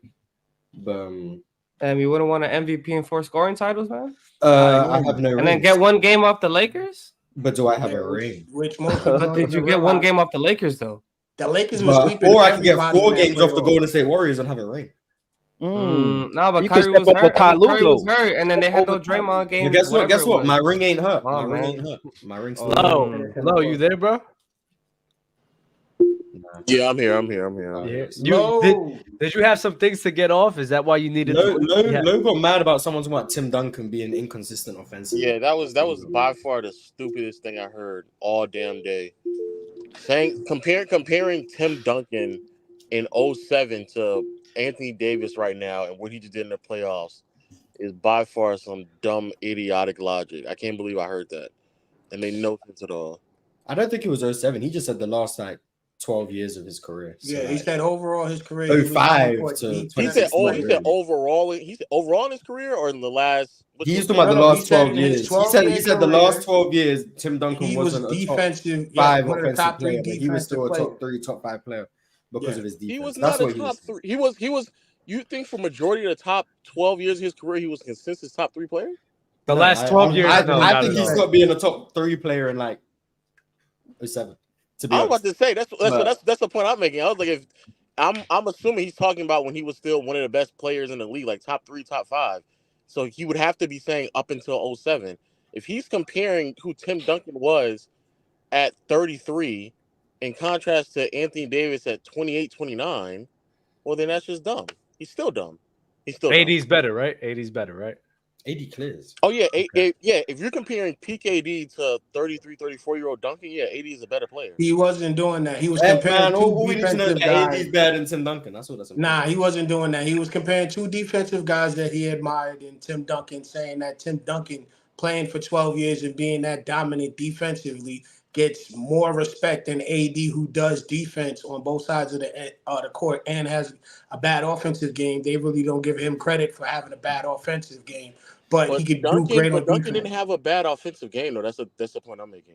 I don't think he was saying it was bad. Tim Duncan had some inconsistencies when it came to what he had said it was like they were both arguably the best defenders in the league, but they weren't top 5 offensive players. But yet Tim Duncan was still getting high regards, and AD isn't.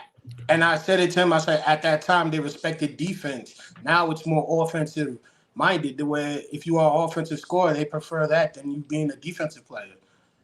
I think AD has an argument for being the worst offensive player out of the top 15. I need a 15. Well, can I get the 15? Because Jimmy Butler, AD. Jimmy, yeah, I was thinking about Jimmy. Yeah, Jimmy Butler's the only name I'm considering right now. Jimmy and Giannis, but that's really it. I don't think. Give me Giannis. I'm willing to have the conversation. Yeah. I don't think Tim Duncan was at the bottom 3 of the top 15 offensively. The top 15, sure, but you could of the top 10, he might have been in the bottom 3. Of the top 15, Probably not, but the top So 10. But I think there's a difference between being the top 7 offensive player in the league versus being top 12 or top 13. And then you just argue that this league is more offensively talented, Yeah. right? So top 12. And I'm gonna say, and also struggling. It's a higher bar now than it was back then. Than it was back struggling then. in today's league offensively versus struggling in the 2000s offensively is just two different levels of like, what are we talking about? But also being great offensively in the 2000s, like being a higher ranking offensive player then when more people weren't as good versus being a higher ranking offensive player now when you have some of the best offensive players of all time. Some would say it would be easier to rank in the top 10 back then than it is now, just based on the and that's fair, which is why we don't even have to do the ranking for player. Duncan, especially when it comes to the passing and playmaking alone, is noticeably better. That alone is what's going to make the difference between who they are as players offensively. Yeah, but maybe I misinterpreted him. I don't think he was trying to say Tim Duncan and AD are like the same caliber of player. No. I think he was alluding to the fact that people's like, and you spoke about this before when it was the AD and KD conversation about how AD gets held to a standard that KD doesn't get held to. I think he was more so mimicking that Anthony Davis, despite his offensive flaws, still brings enough value to the game to where he should be universally considered a top 5 to 7 player in the league. Well, but he's not because people are holding him to an offensive standard. But guys don't bring up normally get held to. Name though. Don't bring up. No, he also led the whole argument by saying like he had assets. He had assets. Tim Duncan Glaze is crazy from there. But isn't AD? But AD, I feel like is he can say Tim Duncan. He also when he first started, he had assets. If he was healthy, if he would be a top 5 player. The thing about Tim Duncan, though, especially in his time, is like it's not like Tim Duncan was just like he was consistent. I wouldn't say inconsistent because would he be like a guy to give you like 25 and 30 like on night in night out? No, but he gonna give you an 18. He gonna give you a 20. You know, on like some good percentages. What version of Duncan about the rebound? I'm gonna be honest. It depends on how much context you want to put around. Y'all was talking about 06. Y'all was talking about like 06, 07. Like if I look at 05 Duncan and ignore the fact he was dealing with plantar fasciitis, I could say he was inconsistent. Plantar fasciitis is hard. I'm not gonna lie. I could say Tim Duncan's an inconsistent offensive player and be perfectly fine. But the thing I guess just quickly, yes, W. You're saying 06 onward, yeah. But if we're talking about peak Duncan, like we're talking about peak AD. No, peak Duncan was closer to 23, 25 points per game. True. And in the playoffs, it didn't really fall off. It tapered. And in some series, it went up to 25 to 30, especially against the Suns. But like AD, just genuinely speaking, had a bad offensive postseason run. I think that's fair to criticize. But to criticize it to the lengths of like comparing to Tim Duncan, I think is crazy.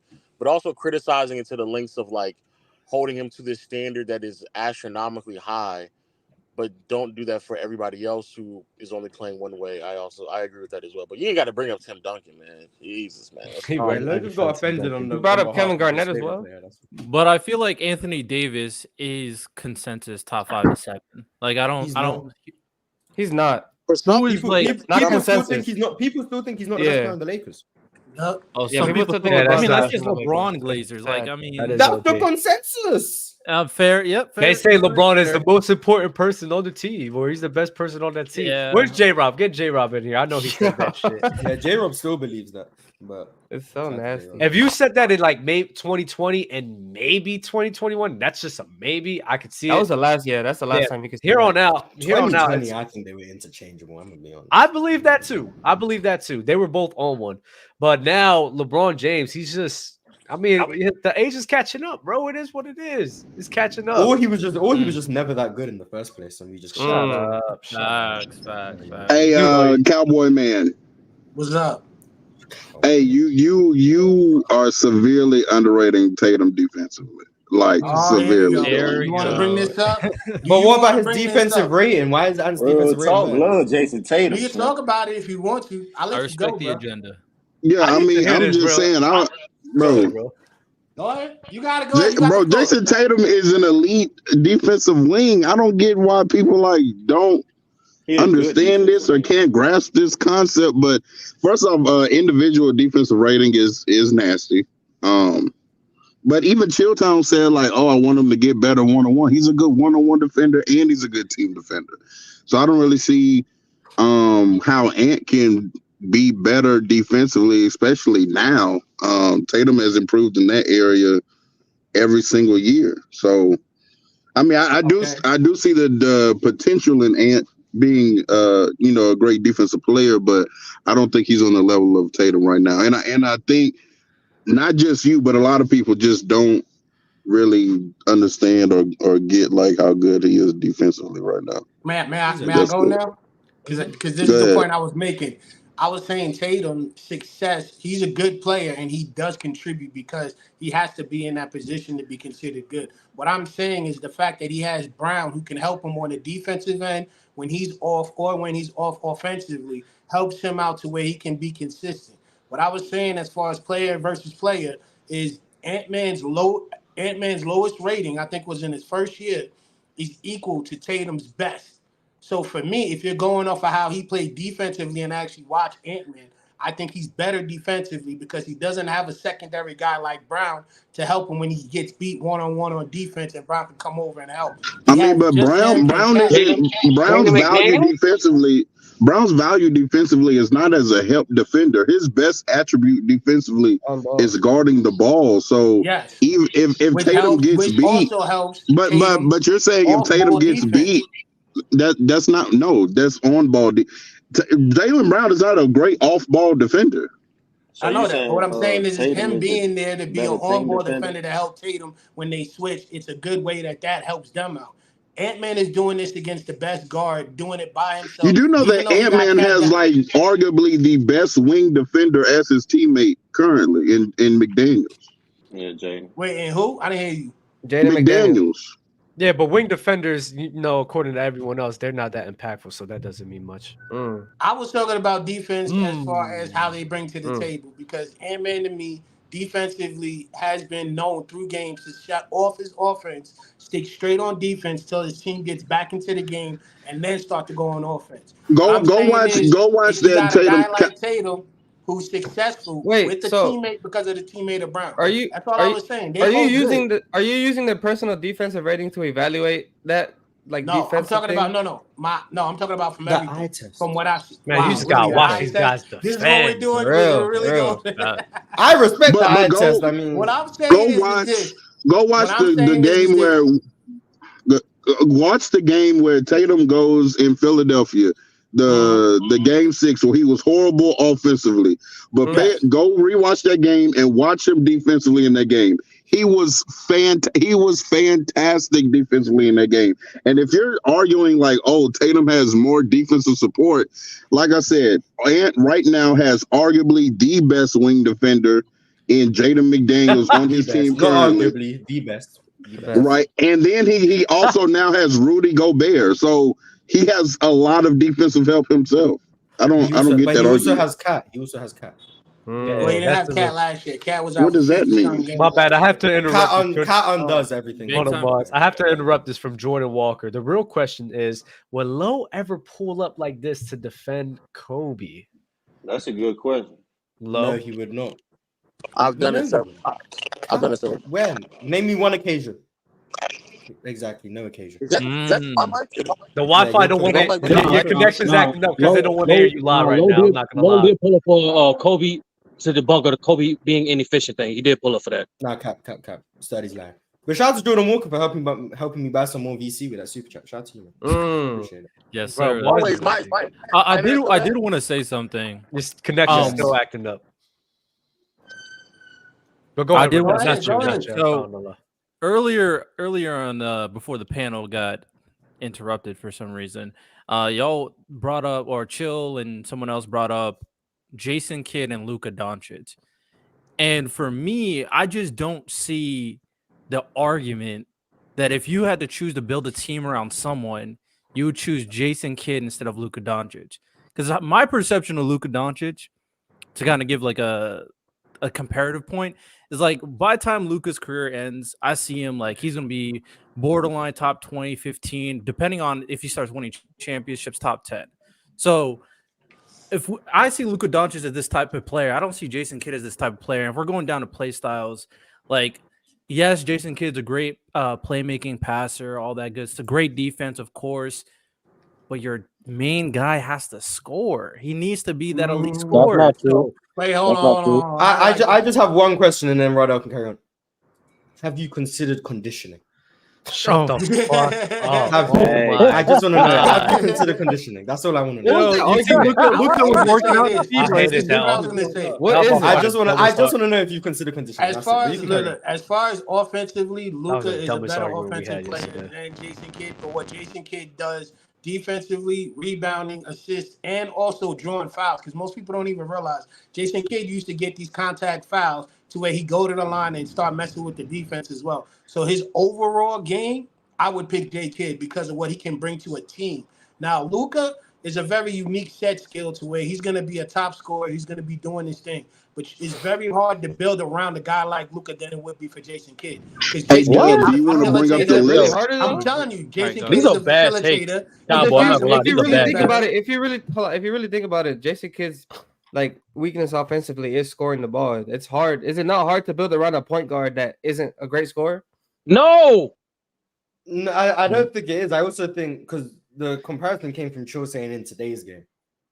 I don't know how much Jason Kidd struggles to score the ball in today's game, personally. It's today's game. With more spacing, the game being faster, the rim being less clogged. Not to mention the windows Jason Kidd was throwing passes through in the 2000s. Those windows are so much wider today. And JK was like Jason Kidd's torching the league in today's game. That's what I'm saying. He might not average 33 like Luka, but offensively, how do you see the playoff translation, Mars? Because I'm thinking at the end of the day, this conversation for Luka and Jason Kidd is creating a championship level team. We don't care about a great regular season team. We don't care about making it to the conference championship. You want to be the perfect team so they can be championship winners. Okay, so now let's do this. I don't think Jason Kidd will be the best offensive player on the team. He won't, but he'll be the best contributor and facilitator. But he probably would be the best player on the team. But I do. Right. Yeah, you can be the best player, not be the elite scorer. Luka Doncic. Then what score are you putting around him? Any score around him. Any score. Yo, his assist will go Name up, a score that Jason can't play with. If you put Jason Kidd and Devin Booker on the same team, Jesus Christ! Like Luka, I'm asking, who's the better player to you on that team? Who's the better player to you on that team? Booker. Better player. Booker's the better Booker player. would be the better offensive player. Yes. No, the better player. Better player. Who's the best? Kid. Exactly. So probably Jason Kidd's the best player on the team, but now you have someone to supplement Jason Kidd's scoring deficiencies. You're perfectly fine. Yeah, so you need to put like a superstar level max contract player next to Jason Kidd. So I don't know how it's easier to build. I mean, doesn't Luka have I don't know what. How many teams win without two superstar and max contract level players? How many teams win? Jason Kidd was with the Nets and went to the finals.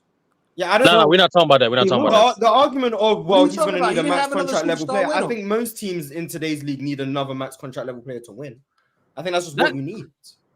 That's fair. So but we're kind of diagnosing this on who is easier to build around, and you would have to get Devin Booker. Obviously, getting Devin Booker would require massive. But yeah. No, yeah, that's fair. That's an example versus Luka Doncic, where he already has the scoring. You need multiple elite defenders to play with Luka. And bro, it's the hold on, Rado. I don't think you need multiple defenders. I'll be honest with you, Rado. And you also it's the same thing, bro. You're literally building the same caliber of players around them. It's just one guy you need to They score. just bring different strengths. That's it. That's it. For Luka, you might need an Anthony Davis type for the defense. For Jason Kidd, you need Devin Booker type for the scoring. It's like that's it. You're getting similar caliber of players. You just need them to be great in different areas. And AD is actually better. He's actually. I don't think you need an Anthony Davis level player. That's just an example once again. Okay, fair enough. You get the point. That's all it is. You need elite level defense for Luka. You probably need one elite level scorer for Jason Kidd, and then you probably just need some role players. Probably. No. So I think it goes like either way. I think it depends on what you find easier. I just think at this point, I mean, it's kind of hard to foresee what Luka's going to do. So I'll just take the full career of Jason Kidd. personally. I see That's what you're just saying. my kind of It really perspective. depends on what you value. I value Luka scoring more, and I think it's easier to build around an elite scorer in the playoffs. So it really depends on what you value. Yeah, also the ball dominance is kind of a concern with Luka. Even though Jason Kidd, surprisingly, especially in the half court, doesn't dominate the ball as much as I guess people remember. And he So that's gets another short issue. for that extra pass as well. Yeah, and that you could also say a lot. he didn't handle the ball in the half court a lot because of his deficiencies, which is perfectly fine. But Luka, He's a fraud, Mars. He's a fraud. Yeah, I'm not saying fraud is crazy. Who's a fraud? Who's a Jason fraud? Kidd. Jason Kidd. Here we go. Fraud is crazy. Is Jason Kidd better than John Stockton? That's a low bar. That's a pretty low bar, Mars. No, that's foul low. He thinks he's better. He thinks he's better. I think he's better. I think everyone should think he's better, to be honest. He's obviously This better. would be an important year for Luka to see how he actually adapts to the off-ball scoring that we need him to be, because he can't be ball dominant again. Oh, you're a Dallas fan. I'm a Luka fan. I'm not a Dallas fan. Wow. Oh, that's why. Luka agendas all day, every day, bro. For sure. Okay. So how much accountability are you going to hold against Jason Tatum for not potentially developing an offensive system for he to be more ball? Jason Kidd. Jason, Oh. what are you talking about? What's the My question? fault. Yeah, how much accountability you going to hold court Jason Kidd just in case Luka isn't as ball dominant? If Luka doesn't develop that off-ball scoring, I will mark him. Like No, that's not what I asked you. That's not what I asked you at all. Then I didn't get your question. Okay. How much accountability are you going to put in Jason Kidd if they run the same offensive scheme that Luka's is asked to be ball dominant? What do you mean? How much accountability? If Luka is still as ball dominant as he was blame this the year, coach. are you going to blame coach. Luka for not being an off-ball player, or are you going to put it on Oh, Jason the Kidd? coach. Yeah, the guy I was thinking about J. Kidd, the player too. I ain't gonna lie. Yeah, that guy. What are you talking That guy. about? Yeah, Okay, that I guy. got you.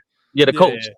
The coach. Oh no, I mean no, because I'm not gonna blame Jason Kidd that much because Luka Doncic, even before Jason Kidd was pretty ball dominant. So he has to adapt. He has to adapt for sure, regardless of Jason Kidd. Interesting. And honestly, I just think for some reason coaching in basketball gets the biggest glaring gloss over for some strange reason. Like, and I said this last stream is like, y'all don't bring that for KD. What are you talking about? Oh, my fault, Dub. Dub, we talking about? I was looking on your panel saying Steve Nash was broke. Don't you dare worry. As soon as my Wi-Fi gets situated, I will. Sometimes, KD be like, balling out, be number 2 in the league type shit, and come up, they team still lose, but he ball out, and then people rank him number 2. Everyone here agrees that Steve Nash was a terrorist. Though. Yeah, I said that to Dub on his own show. Hey man, but y'all still use those talking points to tear that man down. No. I never get it. I'll never understand it. No, Dub. My whole I've been saying Steve Nash a terrorist. No, my whole purpose is saying that, right? Said he didn't need a coach. Luka gets named. Complaining about with the Lakers, Steve Nash did the same thing where we would go on runs and then he'll just sub out the niggas that like would are the reason we're going on runs. Steve Nash did that all the time. Steve Nash such a terrorist. Nash did a lot of bad things. That's why he's not a top 5 point guard. There's no way you can have that basketball IQ and be that bad. Coaching, Thanks, Mike D'Antoni. There's no way you can have that. Maybe he is a D'Antoni merchant because clearly his basketball IQ is not. To be honest, that's where they bet with D'Antoni. That's where they bet with D'Antoni, Mars, when he was the assistant coach. D'Antoni was there on that coaching stuff. All of a sudden, the Nets were decent. Hey, talk about it, man. Nah, but hold on. But Mars, think about it.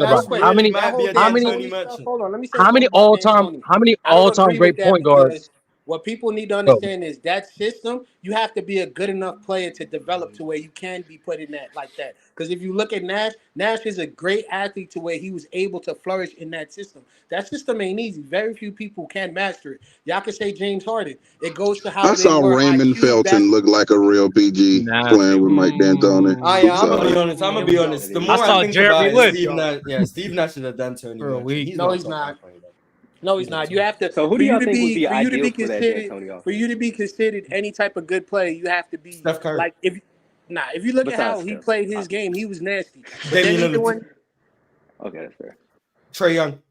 Oh my God, Trae Young is great. Trae Young would be amazing in that D'Antoni. I like Trae Young. He actually would actually. Yeah, Steve Nash the D'Antoni merchant, and I'm standing on it. Not a top 5 point guard. Talk about give me Pete Derrick Rose. Luka couldn't run it because he couldn't play in transition. Yeah, give me Pete Derrick Rose. Love to see it. Love to see Mars maturing, man. Are we gonna go back to Kyrie and Allen Iverson? Don't matter, man. Oh, well, it's your title. I mean, I want to. I actually, Low. Do you have time to talk about that list? Let his Wi-Fi get situated. I'm wondering. I'm asking if his Wi-Fi is. Hey, Dub, that's what I was saying because like KD go off. You know what I'm saying? And then people rank him number 2. And then years later, you know what I'm saying? Like, did Low made it 2021? The list from last night, right there. Oh, yeah. Low had the list where he had KD in the top 3 or something. Is that what I'm hearing? Yeah, top 2021. 2021. Oh, yeah, I've been told you loads of fraud. Like, Are you gonna defend yourself? How are you a fraud? How are you a merchant of a fraud, Mars? Apparently, I'm a fraud too, man. I'm just a low merchant, man. That's your word. Has Mars ever even watched the Steve Nash game? Yeah, I watched him on the Lakers. You're cooked, buddy. That's funny. Exactly, get cooked. Yeah. It was surprising to see that Nash didn't like know when to call timeouts, know when to like little shit that you usually do as a point guard, like in a league.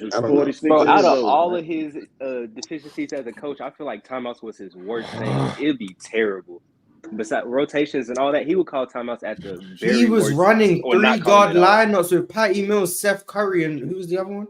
and telling them switch everything, bro. That does Yeah, not like, like he's what's so the point? cooked. He's terrible. He was Goran a terrible Dragic, I think coach. the other one was. It was Goran Dragic, yeah. Yeah, Dragic. Yeah, yes. like Patty Mills, Seth Curry, and Goran Dragic, and you're saying, oh, you know what? Switch on Jason Tatum. What are we doing? Like, he just cooked. Does Nash have a job?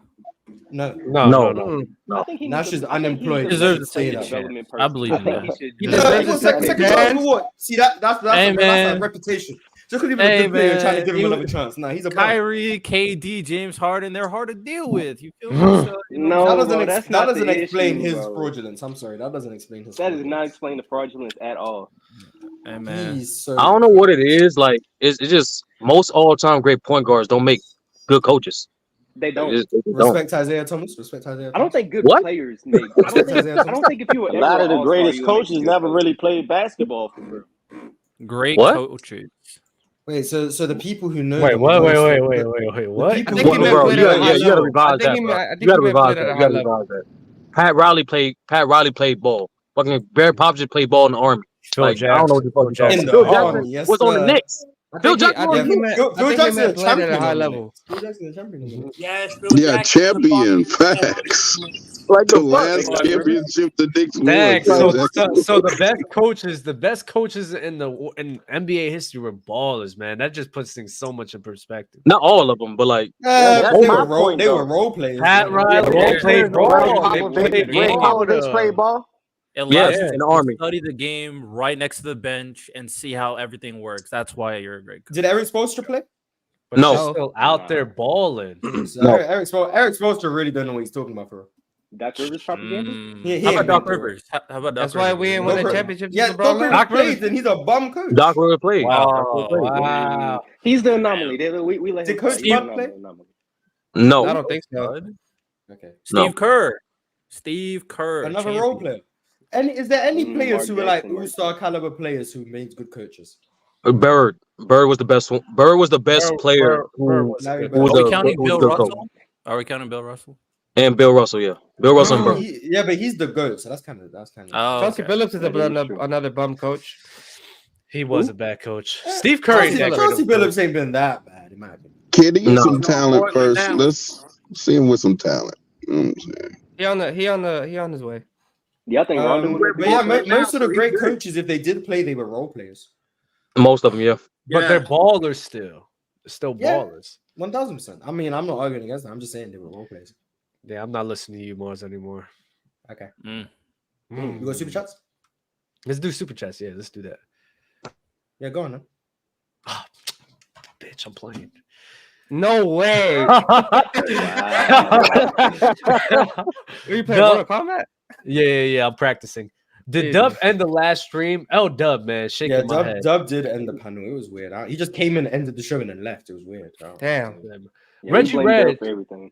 I guess so. Reggie Reg, LeBron James, if never has LeBron James, if never has enough help, was a person. By the way, what the hell is up with Ticket? You good? What happened? Was he? They're talking about respectful Ticket, man. Yeah, they talking corporate ticket. Calm ticket. Corporate Yeah, ticket. they don't like corporate. Love Yeah, corporate. they Rated don't calm like Ghana the corporate TV. ticket. They want the Rated old calm grind. Hey, if you want to see rated R ticket, go tune into Dunsworth, boy. That boy is crazy. Love it, No, bro. yeah, I you know peeped your when last somebody night, man. That's kind of crazy. You know when somebody has like that built up frustration, bro, and then they finally have like the moment to just exert it. And it's just fireworks. Not gonna lie, Ticket was just going crazy last night. I'm not gonna hold you. Pause. Hey, yo. It was wild. How Dirk didn't have help? Y'all talked about Dirk again? It was about briefly. Yeah, it was about how teams don't normally win without like great pieces. And then Dom said the only That was the most. like, no, 2011 is the most overrated ring ever. Yeah, you spoke about that. Ever. What?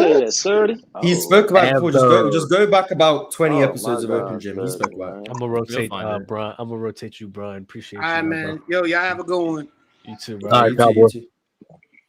He didn't say go New York, go New York. Go 2011 Matter of fact, is the most. a lot of majority of people don't even know why that 2011 one was great. Besides the names, Man, it was their defense, and nobody fucking talks about that. It pisses me they off. came in to describe That the defense, happens to bro. be the case for a lot of teams. Interestingly enough. Yeah, like they came in to describe fucking defense, bro. I don't know how many times you have to say it. These teams are successful because of their They beat LeBron. They beat Wade. They beat Kate.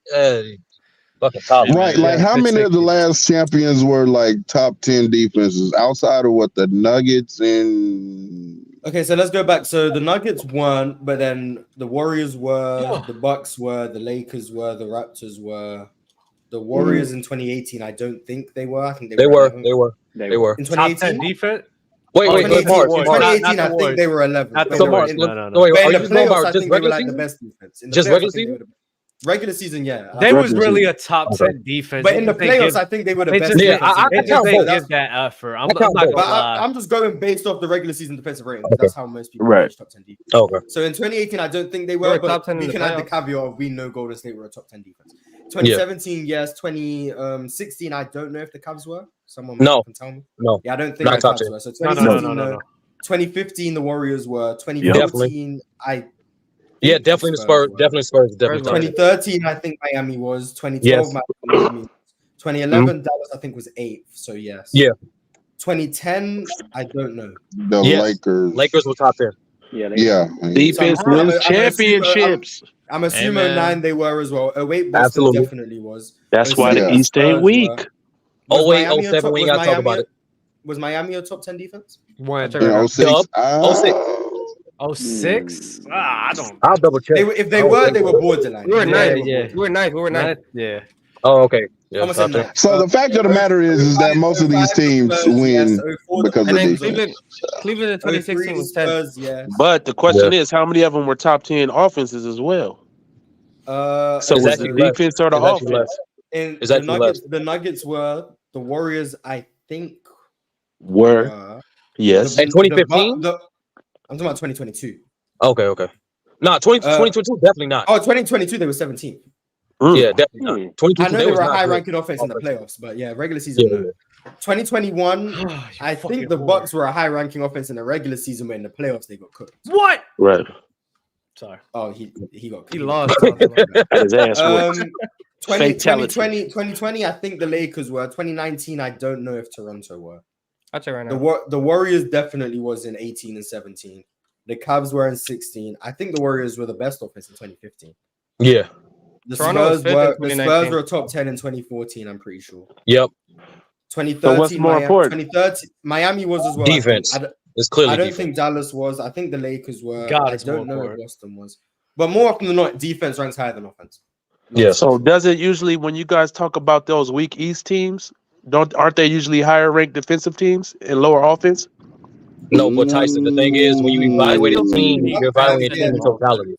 I know, but I'm just saying. You said defense is more important, and Yes. my whole argument was when y'all say the East is weak, I say if you match up 8 through, they did the playoffs like 8 plays to 8, East and West. Do you think more teams will come out of the East because of their better defensive prowess? Absolutely not. Absolutely not. Because when Absolutely not. once again, Tyson, when you evaluate a team, you're evaluating on both sides of the ball in totality and style of play.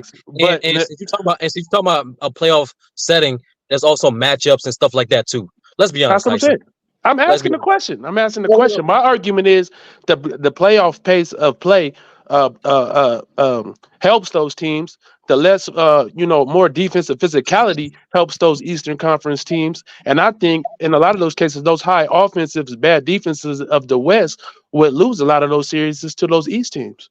How many of the good teams? The difference is the good teams in the West were great offenses and still great defenses. True. I'm not talking about but the East talking was about very one-dimensional. It was great defenses with very right. His ass beat. No, I agree with you, Mars. Like when you talk about the top teams like that 8 seeds, if you want to say like 8 seeds, maybe, but I'd have to think back on who the 8 seed was in like 2002. They'll play me. I'm not that good. I think more of the East teams will win. The more of they will win more. It might be close, tied or whatever, but I'm just saying when you talk about the East being weak, a lot of times you're talking about a lot of defensive teams like the Charlotte Bobcats with Gerald Wallace and was it Okafor at the center? Yeah, they get smoked. They get smoked by 7 teams in the West. I disagree. Yeah, give me never know because they couldn't get out of the East. Right. Give me you. I still feel like you need that transcendent offense to overcome the great defense because all contenders, for the most part, should have really good defenses. So without the offense to surpass the really good defense, you're not going to win the game for the most part. So defense wins championships, but like I think Allen Iverson's great offense. Have that personnel. Allen Iverson's great offensive teams. No, I said you have to have transcendent offense. Like no, I'm just saying what teams were better? Allen Iverson's Denver teams or the 0-1 Sixers? 0-1 Sixers. The 0-1 Sixers. Yes. Run that roster down for me. Eric Snow, AI, Tyron Hill, Dikembe. Well, there's the defense. Wait. What was the question? McKee, my bad. McKee. Raja Bell was on that team. I don't know how much he did. What was the question, Mars? I'm sorry. Allen Iverson's Denver teams with Carmelo and Nene and Sixers all day. I just wanted to see because that was Allen Iverson with some offensive help. So I was just asking where we. The better defensive team was the better team. To my point. No, I agree. I always say I don't think the Sixers were a bad team. Tyson, it wasn't just the fact they was a better, but they were a better team because of the defense. It's other things that play in factor too. One, that 76 team's underrated balance. They had bench scoring as well as good rebounding outside of everyone except AI. Number 2, they had one of the best coaches in the league. Yes, coaching matters when it comes to evaluating teams too.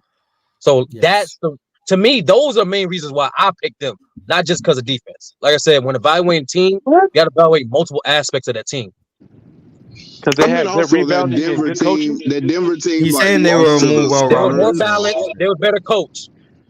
Not just because of defense. That's what I'm saying, Tyson. So, how did you feel about the Warriors versus the Celtics like 2 years ago?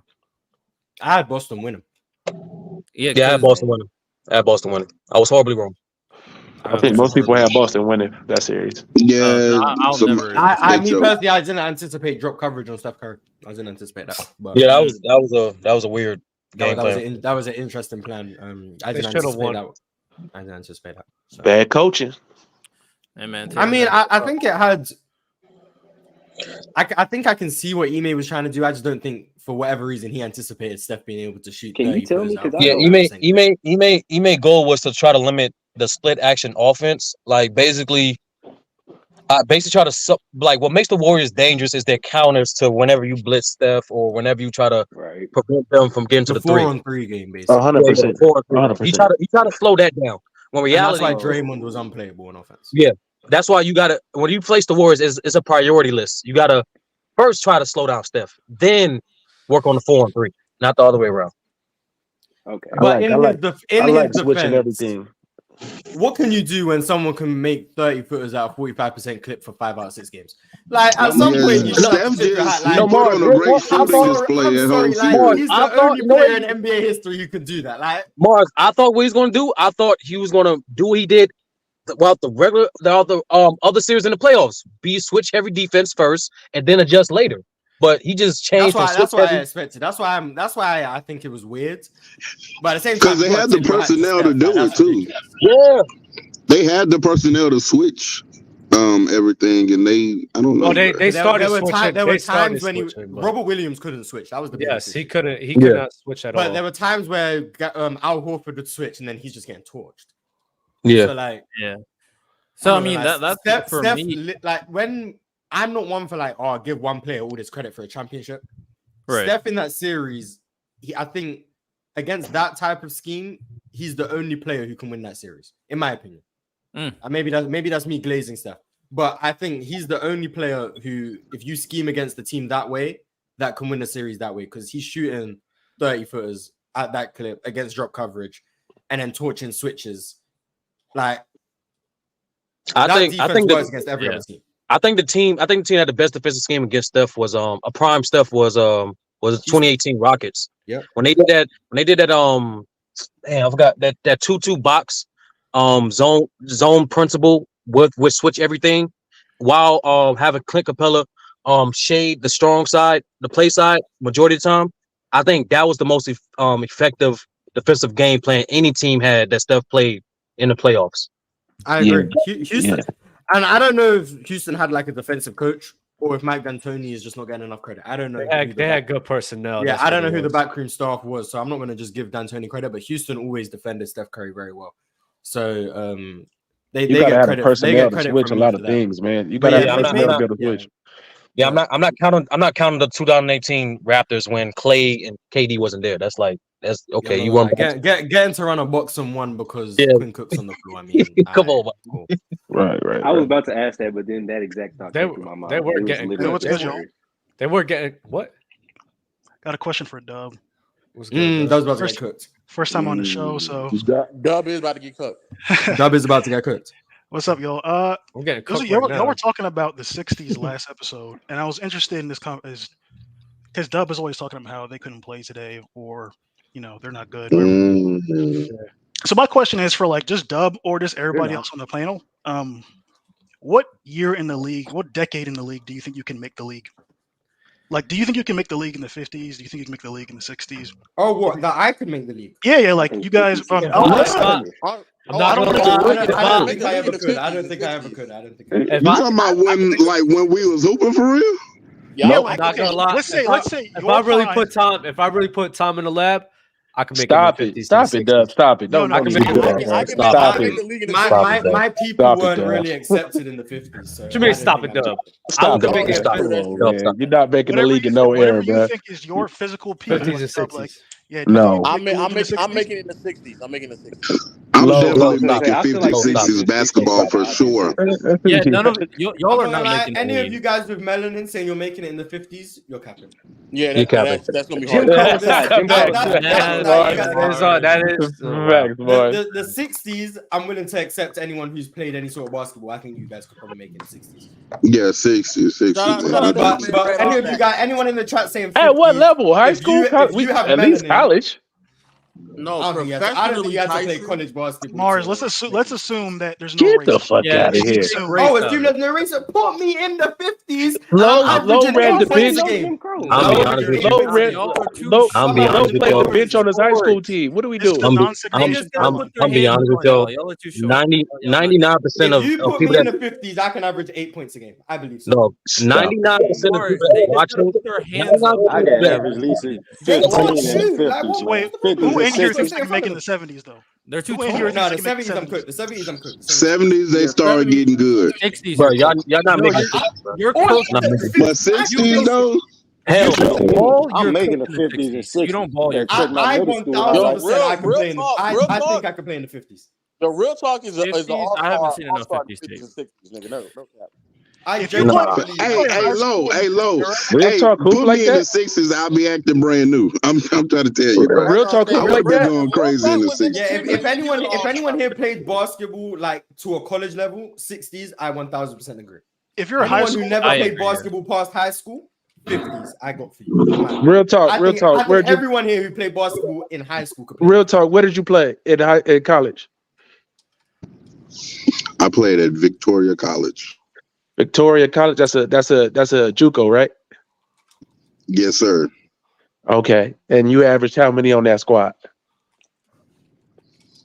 I was 12. I was decent. Started. 12. You know what I'm saying? All right, you might have action in 12 on the JUCO. Bill Russell numbers. Bill Russell numbers. She's like, how tall are you? And anyone who played D2, D1. I'm 5'10". No, you ain't making it, bro. Get out of here. Pack him up. To play up to 19. 38 inch vert. At that time, I promise you. At that time, the league wasn't this fucking crazy height. Like, I don't know what. I'm not saying it was a crazy height. I'm just saying you had to have. Come on now, you had to have a. I'm not discounting my boy Real Talk like that, but I'm just saying you had to have some talent out there. Like you, sir. I had a 38 inch vert. But I was athletic back in the. Bro, don't sleep. Real talk. Was you able to do all these things? Real talk making it. So wait. So do y'all think that benching like 300? I low-key look like a running back playing football. I believe you. What did he say? Wait, what's your question you just asked? Once you're in the 70s, do you think you're cooked? Like, what's the deal? Yeah. I'm cooked once the black people start getting lane. 60. 60s. So I peak out before the shot clock. What is it? Is it athleticism or is it just like everyone's tall? So we all could play. It's the conditions. It's the conditions of the league. I don't play basketball. No, I'm saying like, okay, for anyone who's like a non-hooper, like, Dub, do you think you can make it in the 70s? Nah, not the 70s. No. Or the 60s. I think y'all are really underestimating the abilities to play basketball and Chuck Taylors, bro. I really think y'all really underestimate that. Man, shit. I've been going. Get out of here, 30. What the fuck are you talking about? Every people, bro. I see people. People be playing. People be playing. No. Stop. I see niggas hooping in Timbs. Thank you. I've seen people hooping in Timbs. Bands. Motherfuckers weighing 30 pounds. You can fucking hoop. Timbs weigh 30 pounds. Dub. Just do this for yourself. I encourage anybody listening. Just do this for yourself. It don't cost that much. It costs like $50. Get a pair. Just play one pickup game. Nigga, I played in everything. Your knees are gonna be busted, bro. Like I played in Payless XJ9000 before, right? Bro, this is a no. Real talk. Hey, Sturdy, do you go outside and play basketball? Yes, Dub, nigga. Okay, okay, then you don't see motherfuckers out there putting whatever on. Just I'm trying to tell you, there's a reason why them niggas don't wear Chucks. Me personally, I never rolled my ankle. I never had so many leg injuries in my life until I was wearing Chucks, my nigga. There's a difference between playing. I've seen niggas hooping in bands. Stop sturdy. Niggas be out there in bands, my boy. Bands got no support. Bands have nothing there. I don't know what you're talking about. There's a difference between the low top bands too. Like what? Sturdy, we grew up, bro. Sturdy. My age group grew up in the Wiz Khalifa Taylor gang era, bro. Everybody had Chucks. We were doing everything in Chucks. We was in Chucks all the niggas time. Was balling in Ezekiel's and skater shoes. And camo shorts. Motherfuckers out right now with Crocs, bro. They're niggas out there with sport mode Crocs on. You don't knock it off. I'm not gonna lie. Like what are we talking about? Who won the panel from like all the hoopers on the panel? Who would make the league based on your knowledge of them? Like would Chill? What year would Chill? Chill would make the league. Chill making the league. Chill even in the 80s. No, Chill was in the 70s, so never mind. He was in the 90s. Chill can make it in the 70s. I think Chill might be able to make it in the 80s too. Yeah, you would. Chill, Shaq, Dell, the obvious dudes. Yeah, they'll make it.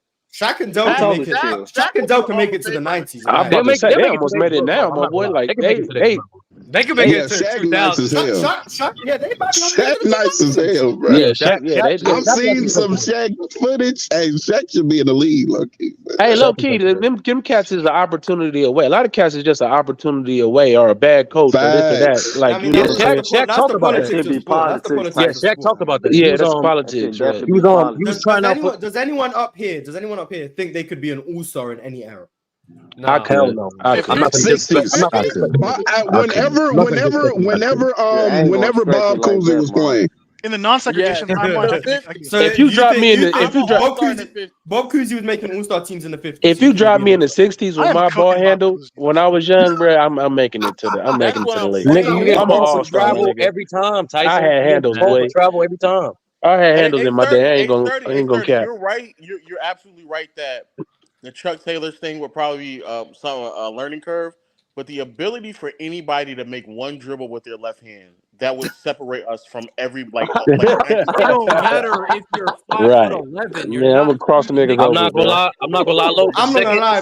Bob Cousy was 6'1" and he was fine. I'm sorry, 5'11" is not making much of a difference. I'm 6 Yeah, I'm 6 foot and I'm crossing niggas.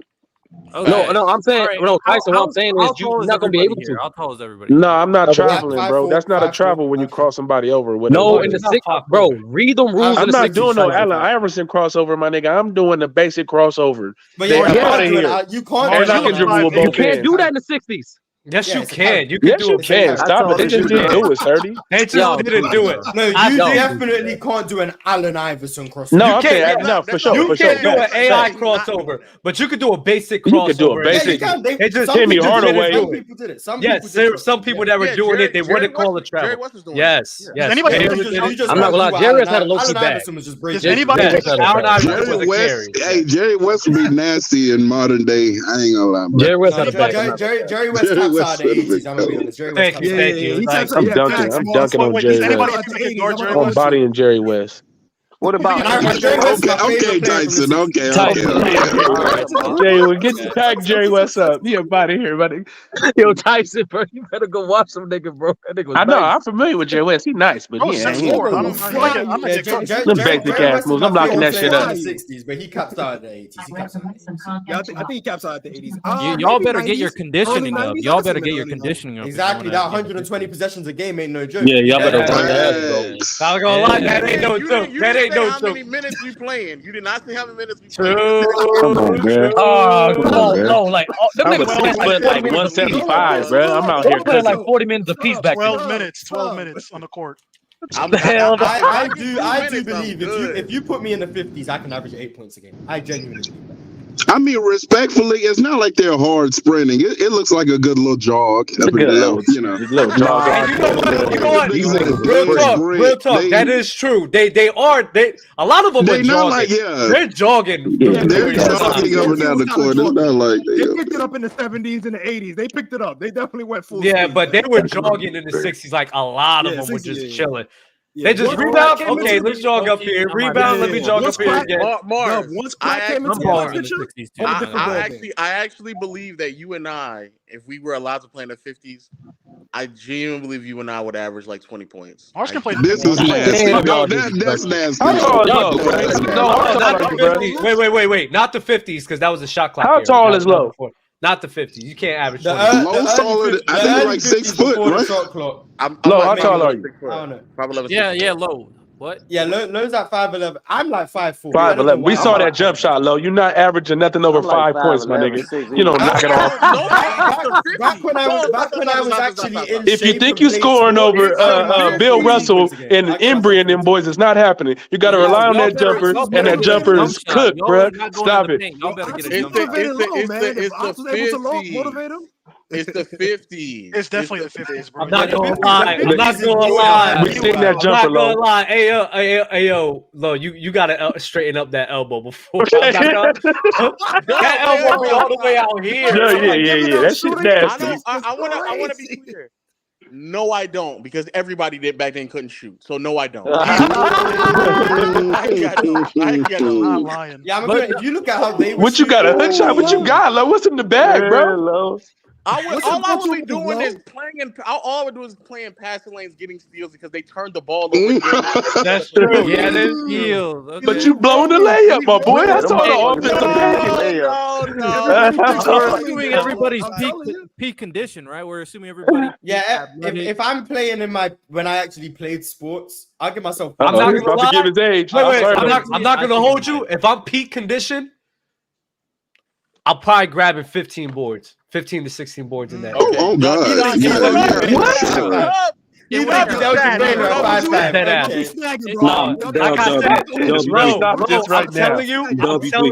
I'm telling you, you talk about me when I was peak condition. That motor, that wrestling motor, I'm not gonna lie, bitch. I was running up and down the floor like my life depended on it. I promise you. Dub thinks getting rebounds over Bama translate to getting rebounds. Listen, in the corner. And I was jumping high too, bro. I'm getting mad steals. Jumping high? I'm getting mad rebounds. Jumping higher than the 6. You dunking? You dunking? Nah, I wasn't dunking. No, stop this right now. Dub, you're not grabbing rebounds. I said I'm not dunking. I said I'm not dunking. You're not grabbing rebounds. How you gonna get rebounds? Oh, you know what? Yeah. Because there's not many long rebounds, so no. But I'm getting mad steals and I'm locking the fuck up. Well, steals not measured. I'll be the best. There's no steals in the 60s. I'll be the best perimeter defender in there. I'll be the best. Low key, I am locking up back then too. Yeah, I'll be the best. No, everybody locking up for sure. You guys are overrating yourself. I'm just saying 14 Yeah, points. Tyson, everybody playing. Man, you niggas are getting crossed everybody up locking up with that one-handed dribble, You bro. niggas are getting crossed up in the 60s, my nigga. Stop this. I'm not gonna lie. I be staying in front of motherfuckers that be guarded crossing up like they fucking Kyrie, bitch. I am not being moved by them dudes doing a simple cross. I am not biting on any of that shit. I promise you. I thought real hoopers in high school, bro. I'm sitting down. Stop this. Guards? Yeah, that's like cheese. Nah, I'm sitting on that shit every time. My hands are low, and I'm just waiting for that ball to bounce. I guarded some D1 point guards, my nigga. They is not doing me in the 60s. I'm sorry. I thought I could play in the 70s. Then I thought about trying to guard Oscar Robertson, and I was like, damn. Yeah, Oscar Robertson. You go watch Oscar Robertson on the Bucks. I'm gonna be honest. He's gonna do a spin, bro. That's what he's gonna do. I'm gonna be honest. Stop it, nigga. Stop the spin, Con. That nigga's like somebody said in the chat I couldn't.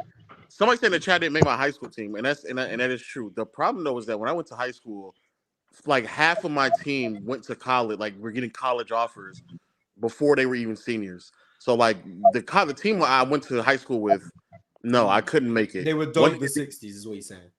Yeah, one of the dudes actually when I was in high school. One of the dudes he could have played professionally basketball, but he decided to go to the NFL. His name was Brandon Boykins. Actually, two of them. Oh, you know Brandon Boykins? Do you know Brandon Boykins? Oh, from Philly, right? From the Eagles. Oh, is he a good player? Is he good? Nah, good. Brandon Boykins is a good, great quarterback for the Eagles, right? Great yeah, athlete. he was a quarterback for the Eagles. Yes. You went really? That's crazy. Yes. Go ahead. I couldn't make my high school team because my high school team had legitimate athletes. Yeah, you had the high school team. And those athletes, if they were in the 60s, they would be MVP caliber players. So no. Thanks. I didn't even give myself the 60s benefit of the doubt because I know I'm not good. So I went to school with Jordan Brooks, linebacker on the Seattle. Shout out Jordan. Yeah, no one asked. I played football again. No one asked you. No one asked you. That's nasty. Nasty dub, bro. Nasty. Oh man. Everybody knows who AJ Dillon is? Yeah. Context. Who was at your continuation school? Oh, that's crazy. That is insane. Wow. Wow. Who was in your GED night classes, my nigga? No way. No, we didn't have no people. We actually went against mad prep schools. Like when I I'm just playing, bro. Yeah, we went against mad prep schools. That's a nasty. Yeah, that's crazy. That's crazy. Yeah, Tyson, you going to hell for that when you was in high school, like New York kids coming to play, like in just like. Wait, what like, you say? What you say? Context? What you say? No, I'm saying like that nigga Tyson said he was in night school. That's nasty. Was that? All right. Yeah, context. What you say? No, I was saying like during the time that you was in high school, was there a big influx of like high school like guards and shit like that? Because there was a lot of high school guards leaving for like Florida and Georgia and shit like that. Like The was curious, like, was problem, there like a big influx of like the problem is that when I was in high school, there were a lot of guards. The problem though is that also when I graduated high school is when the guard positioning started to change and shift. So it was one dude that I played with, and Shaq and him might actually know him because he was like he got burned for the Charlotte Hornets one time, and he was on the brink of playing for the Hornets. His name is Adam Smith. But the problem is that he was like a 5'11", 6-foot guard that was more like pass oriented. Like he wasn't like you know what I'm saying? But that's just when we were growing up. Yeah, when we were growing up, like that's how you thought you played basketball. And then things changed for him, and he actually got his offer to Georgia Tech. I think when we were sophomores, because the nigga had like 40-some points in a high school game. For people who don't know, high school quarters are like 10-minute quarters. Yeah. He basically 8 minutes. 8 minutes. They're 8 minutes. 8 minutes. Or Running clock 8 sometimes. minutes. I can't remember if it was 10 or 8. And he was they drop. They drop. Yeah, they're 8 minutes. 8 minutes. That was up until like a non NBA. That is the craziest game I have ever witnessed in my life. It's kind of hard to explain. It's hard to explain somebody scoring 40 points. Some unbelievable shit.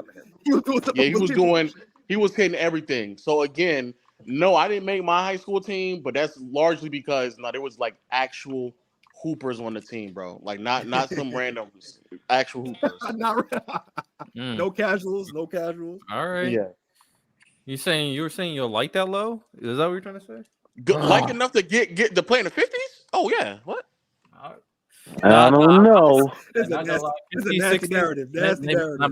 If you put me in the first ever NBA season, I outscored Joe Fox. Okay, so do we know? Are we? That was the leading scorer. I I outscore him.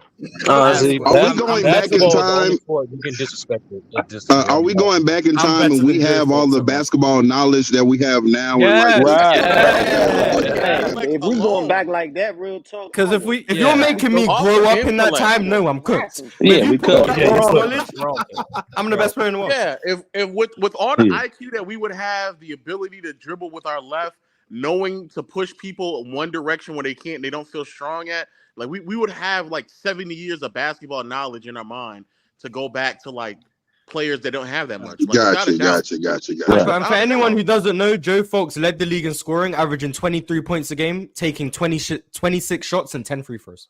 Man, he was gunning. That sounds like Jordan Poole. I will outscore Iverson. Jordan Poole. He was the first Allen Iverson. I will 1000% outscore him. I can real talk.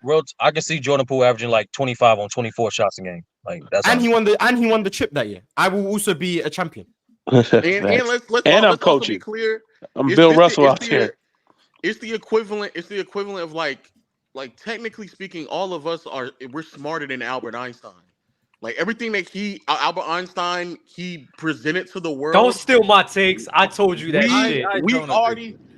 Albert Einstein is not long enough ago for me to be saying that nonsense. Let him gas us, Mars. No, I'm not letting us be bullshit.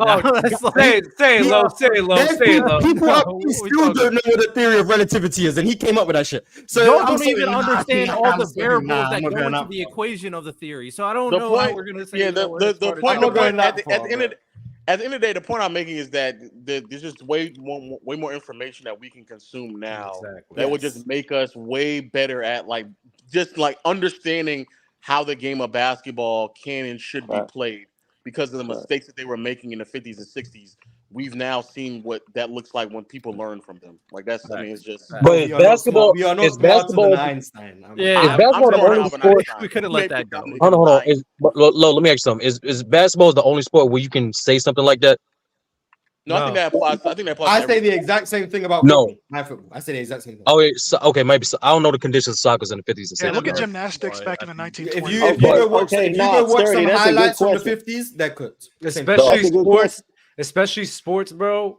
It's It applies to all sports. Everything. everyone- No, I I disagree. Doug, I let me ask you a disagree. question, Doug. I agree. Let me No, ask you a I don't know question. if it Doug. applies Football to in the sports like 60s, nigga? Yeah, gymnastics. football in the I don't know if it 60s, applies y'all to sports know. like Football that. and boxing in the It definitely 60s, does bro. apply. It Hell no. probably Yeah, I was about to does say apply to boxing. gymnastics Boxing too, in the honestly. 60s and 70s. Man, them niggas would get y'all Man, tripping, football, man. bro. They Yo, were y'all what? want They that would shit. get Football, what? you still gotta have the Sugar Ray, they athletic. would You get still gotta have the what? speed, the They would strength. get what? But we're just talking about IQ right now, They right? only score No, we're points not in just five talking about Wait, IQ. wait. We I need to talking hear about. what is this I person thought- saying I about thought- boxing? I thought What's he this was person just saying talking about boxing? IQ, though. You said Sorry. people in 50s, 70s would get what? I said the boxers in the 60s and 70s, you can't compare that to like basketball, dude. No, You I'm can't compare saying that. it. I'm saying it applies. Does Muhammad Ali beat Tyson Fury? Hell yes. Yes. Hell yes. Yes. Hell yeah, Morris. What? You Anybody might that need to ever go watch trained Ali, in man. boxing One would from tell the you that. 70s, one from today. Why you getting? I'm just asking the question. Need to go That's all watch I'm doing. Ali, man. Oh, okay, I'm yeah. just asking Football's the the same question. way. Football's the same way. Football I'm the just You same asking see the way. what he question. did? And I Dub, thought- you I know thought- this shit. If you see I what thought- he was American doing, football. There's It's a lot not of he could do that fighters. shit to There's a lot of Tyson Fury. There's a lot of fighters out there, especially back then. They didn't Wasn't know Muhammad things like Ali like 6'3"? yeah. Tyson Fury 6'3". They just weren't as That don't matter. technical as Okay. they- That don't matter. He would I'm not be gonna lie. 12 times I don't faster Fury. than Tyson. Bro, no. Duh, stop. Because Tyson Fury has bit. Tyson Fury bit his whole little swag and style from Muhammad Ali. And Muhammad Ali would be doing it. That's the Hold on, wait. point. Muhammad Ali would be doing it to him, but 12 times faster. Tyson Fury would not be able to hit I Muhammad don't know Ali. about that. I don't know about that. I don't know. Tyson What? Nah, I don't. Tyson Fury not slow. He's not a Tyson slow Fury's dude. hand speed is not fast enough to hit Muhammad Ali. Do we have a measurement? Can we look that up? I feel like real talk. Oh my! Yo, I wow. want. We're gonna have to I'm watch. trying to guess the That's other gonna have to group, be to some. be Hey, honest. who said I look it up? thought we Just were being just talking honest. about the IQ. I thought we were talking about the IQ situation. That's Same, what that's I'm what I thought we talking were about. No, The but IQ. you gotta. We talking about the IQ and a little bit of the physical ability, though. That's why you Okay. I cook. don't think that's what we're When I was talking answering about. I the think we're only question, talking when I was about IQ. answering the question, I thought it was like Especially just with the IQ. boxing. Yeah. The IQ. That's agree. IQ. No. You still like it to play in the But that was 50s the and 60s. question. You still gotta have Tyson, some you're answering a physical different ability. question. The Tyson, thing you're is, Oh, no, with yeah, but the thing that Lowe's saying, what I'm agreeing with as well, especially boxers now, just people now, they're going to have a clear advantage off of them knowing what to do, them learning from the past and applying that to their game, and them just knowing and understanding things like head movement and control and pacing. And they're Nah. not just going in there just trying to swing and Yeah, I just was swing about for the to fence say and knock people out. They Who's wasn't going in there doing trying to that back swing for the then. fences, bro? What you? They wasn't doing that back then. Yeah, what are you talking about? Some of them but- were. bro, Some of them come were. on. Yes. Like, what are you And some of talking? them doing it now. Nobody's I saying. agree. I agree. Nobody's saying that fucking. Oh yeah, they were just. That's all they were doing. Like, just listen to what the fuck I'm saying. I'm saying that in Well, you that ain't point. making no In that sense. point. No, in that point in time. In that point in time, there was more guys sitting trying like. Nah, bro, let's just out here. Let's just put on the show and let's just what's it called? That Mexican, a Mexican brawl or some shit like that. That's what they call We it. talking about professional boxing, Are nigga. you talking about the Thriller? Bro, back Some then, shit like bro. that. Back then, bro. The It Thriller- was what? way Mexican brawl is Bro, crazy. this is horrible. What are you talking about? Mexican brawl is crazy. Actually, to be What honest, is that You know what's going on? I What's think we that? should just move on. You know, no. What's that shit? What the fuck? What's it called? Canelo. The Mexican brawl. He typing it in. I'm looking this Can shit we up just right move now. on? Can we just move on? Mars, now that's a question if we're gonna move on. Mexican so boxing. Okay, question. Yes. Yeah. So yesterday you were talking about who's better, Steve Nash or Y'all being idiots right now. Y'all know what terms the of fuck I'm talking about. You who's just a not using passer? deductive reasoning. No, we don't.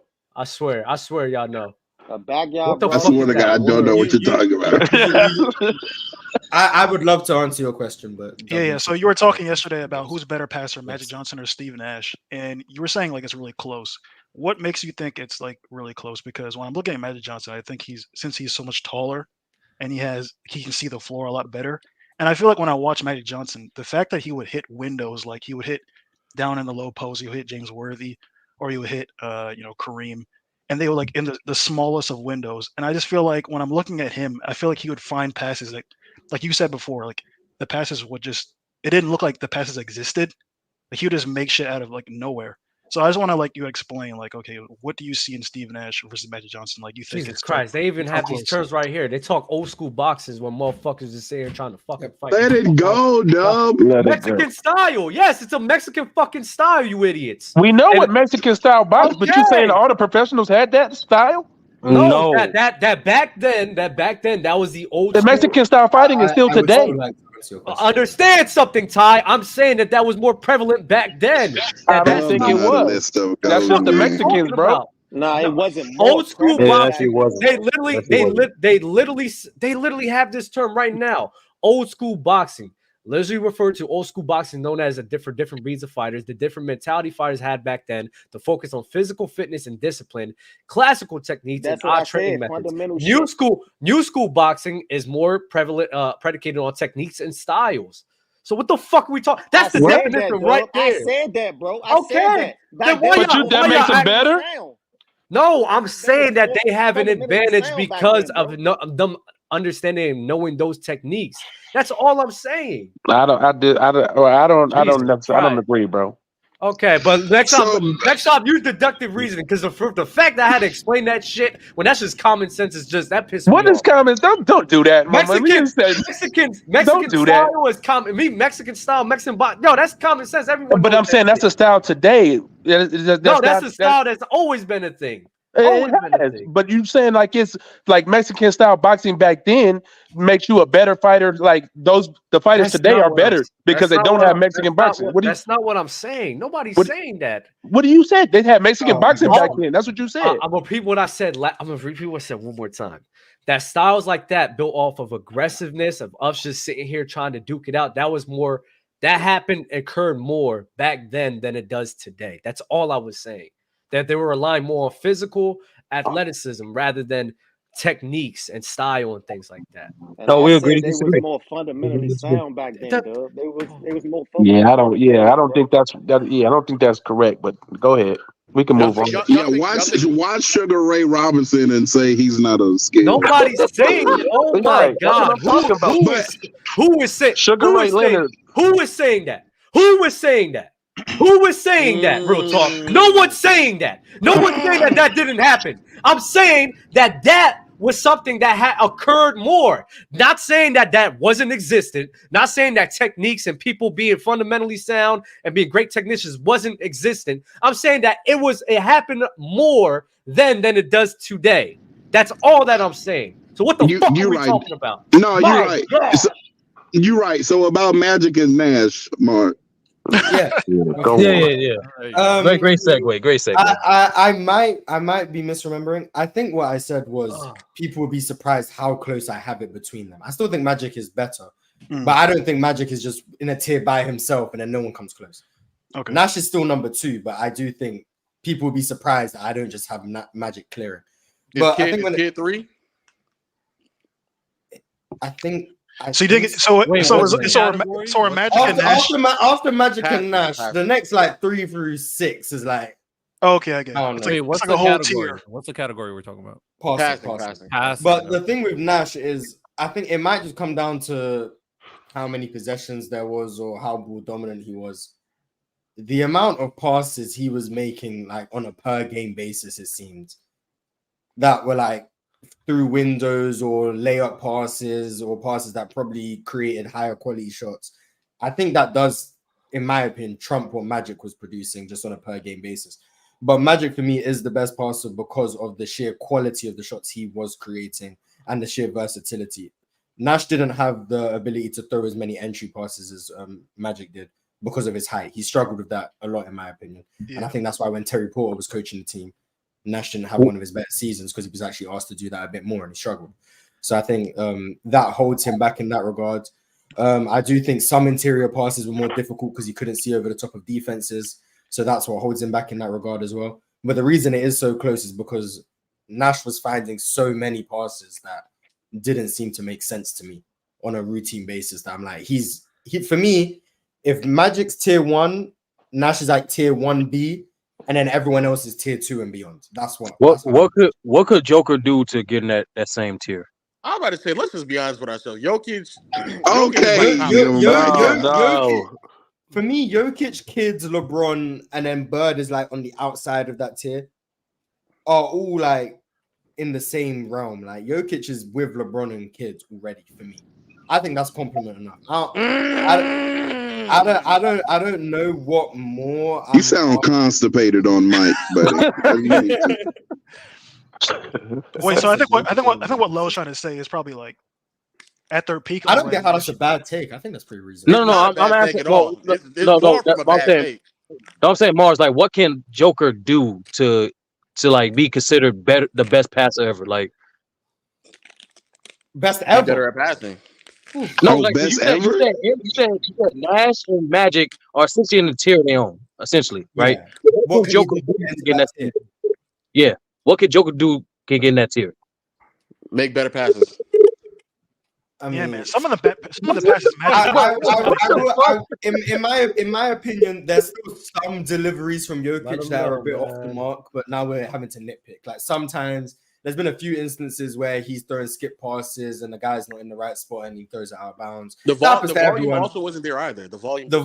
I don't think he's producing as many high leverage passes as these guys are, especially Nash, especially him. I don't think he's doing it as often as they are. In the postseason, I don't think his passing stays at the same level. I think his passing isn't as high level in the postseason as it is in the regular season. So there's a few little things, but at this point, I'm just nitpicking. I think he's and I think like the era in which like Joker played, like so we've seen because of the era and like where defensive players are on the court. Magic just had a lot more opportunity to throw such tight window passes because in that time there were just a lot more tight windows. So I don't even think that Joker is going to have the opportunity to display like as much pinpoint accuracy as Magic Johnson as far as all-time passers. But also I've wanted to ask y'all a question. What in like the last, let's say 10, 15 seasons, right?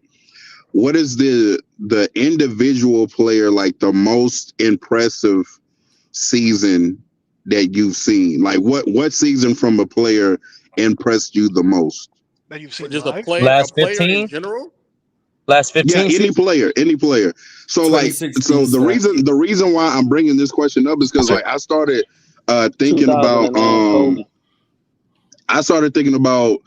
2017-18 Isaiah Thomas, and like for somebody to be 5'9" and average 30 points, I don't think that like most people really understand like how crazy like that really is.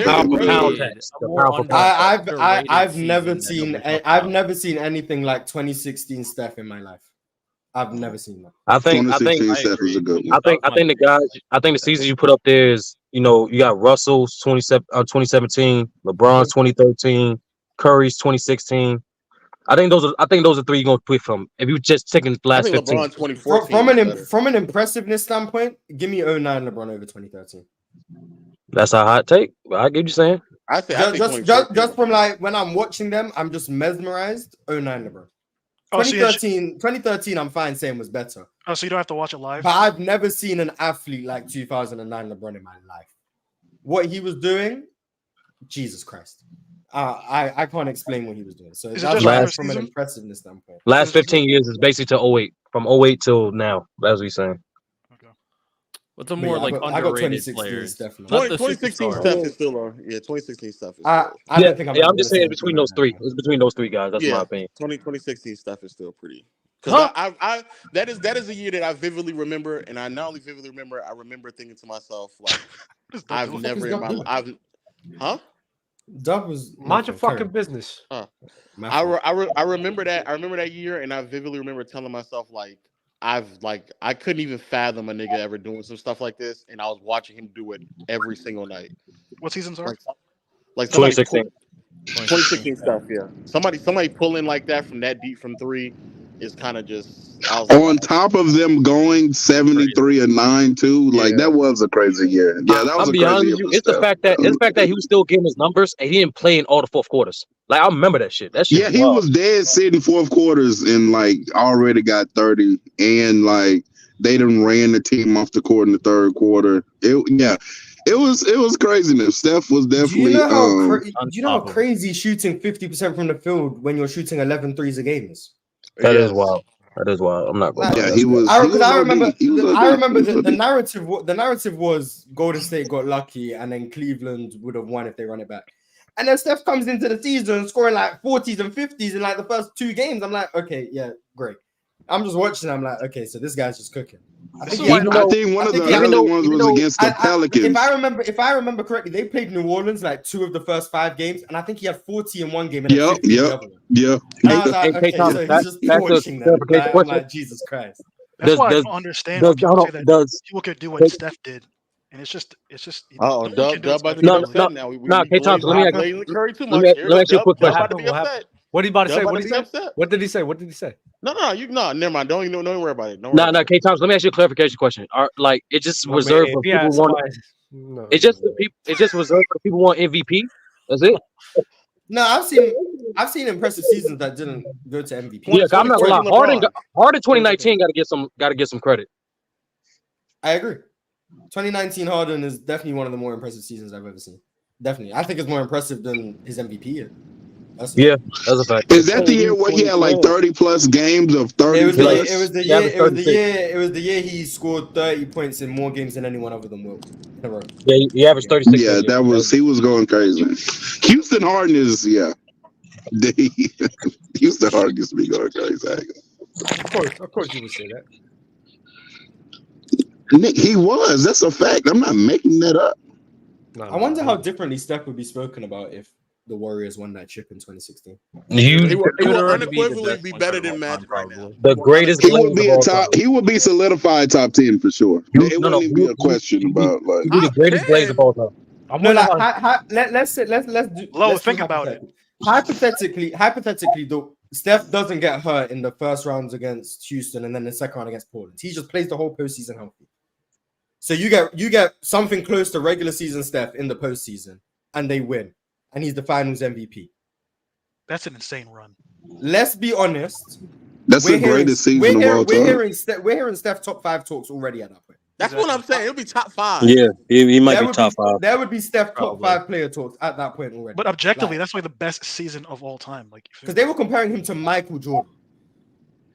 Yeah.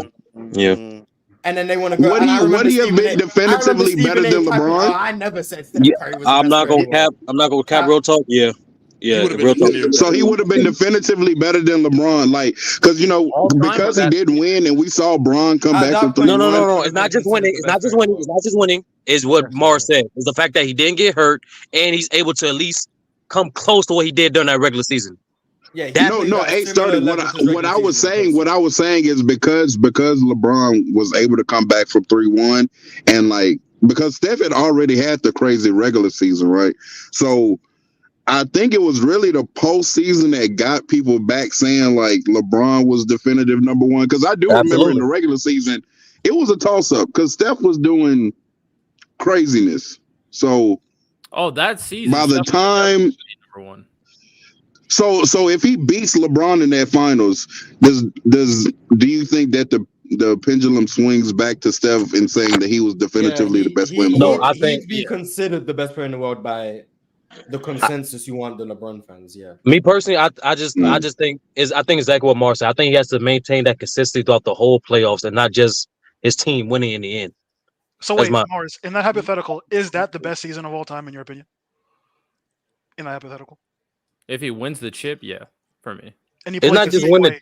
And for me, if he played at his MVP level, if he played at his regular season level in the postseason, win or lose in the finals, that's the best season I've ever seen.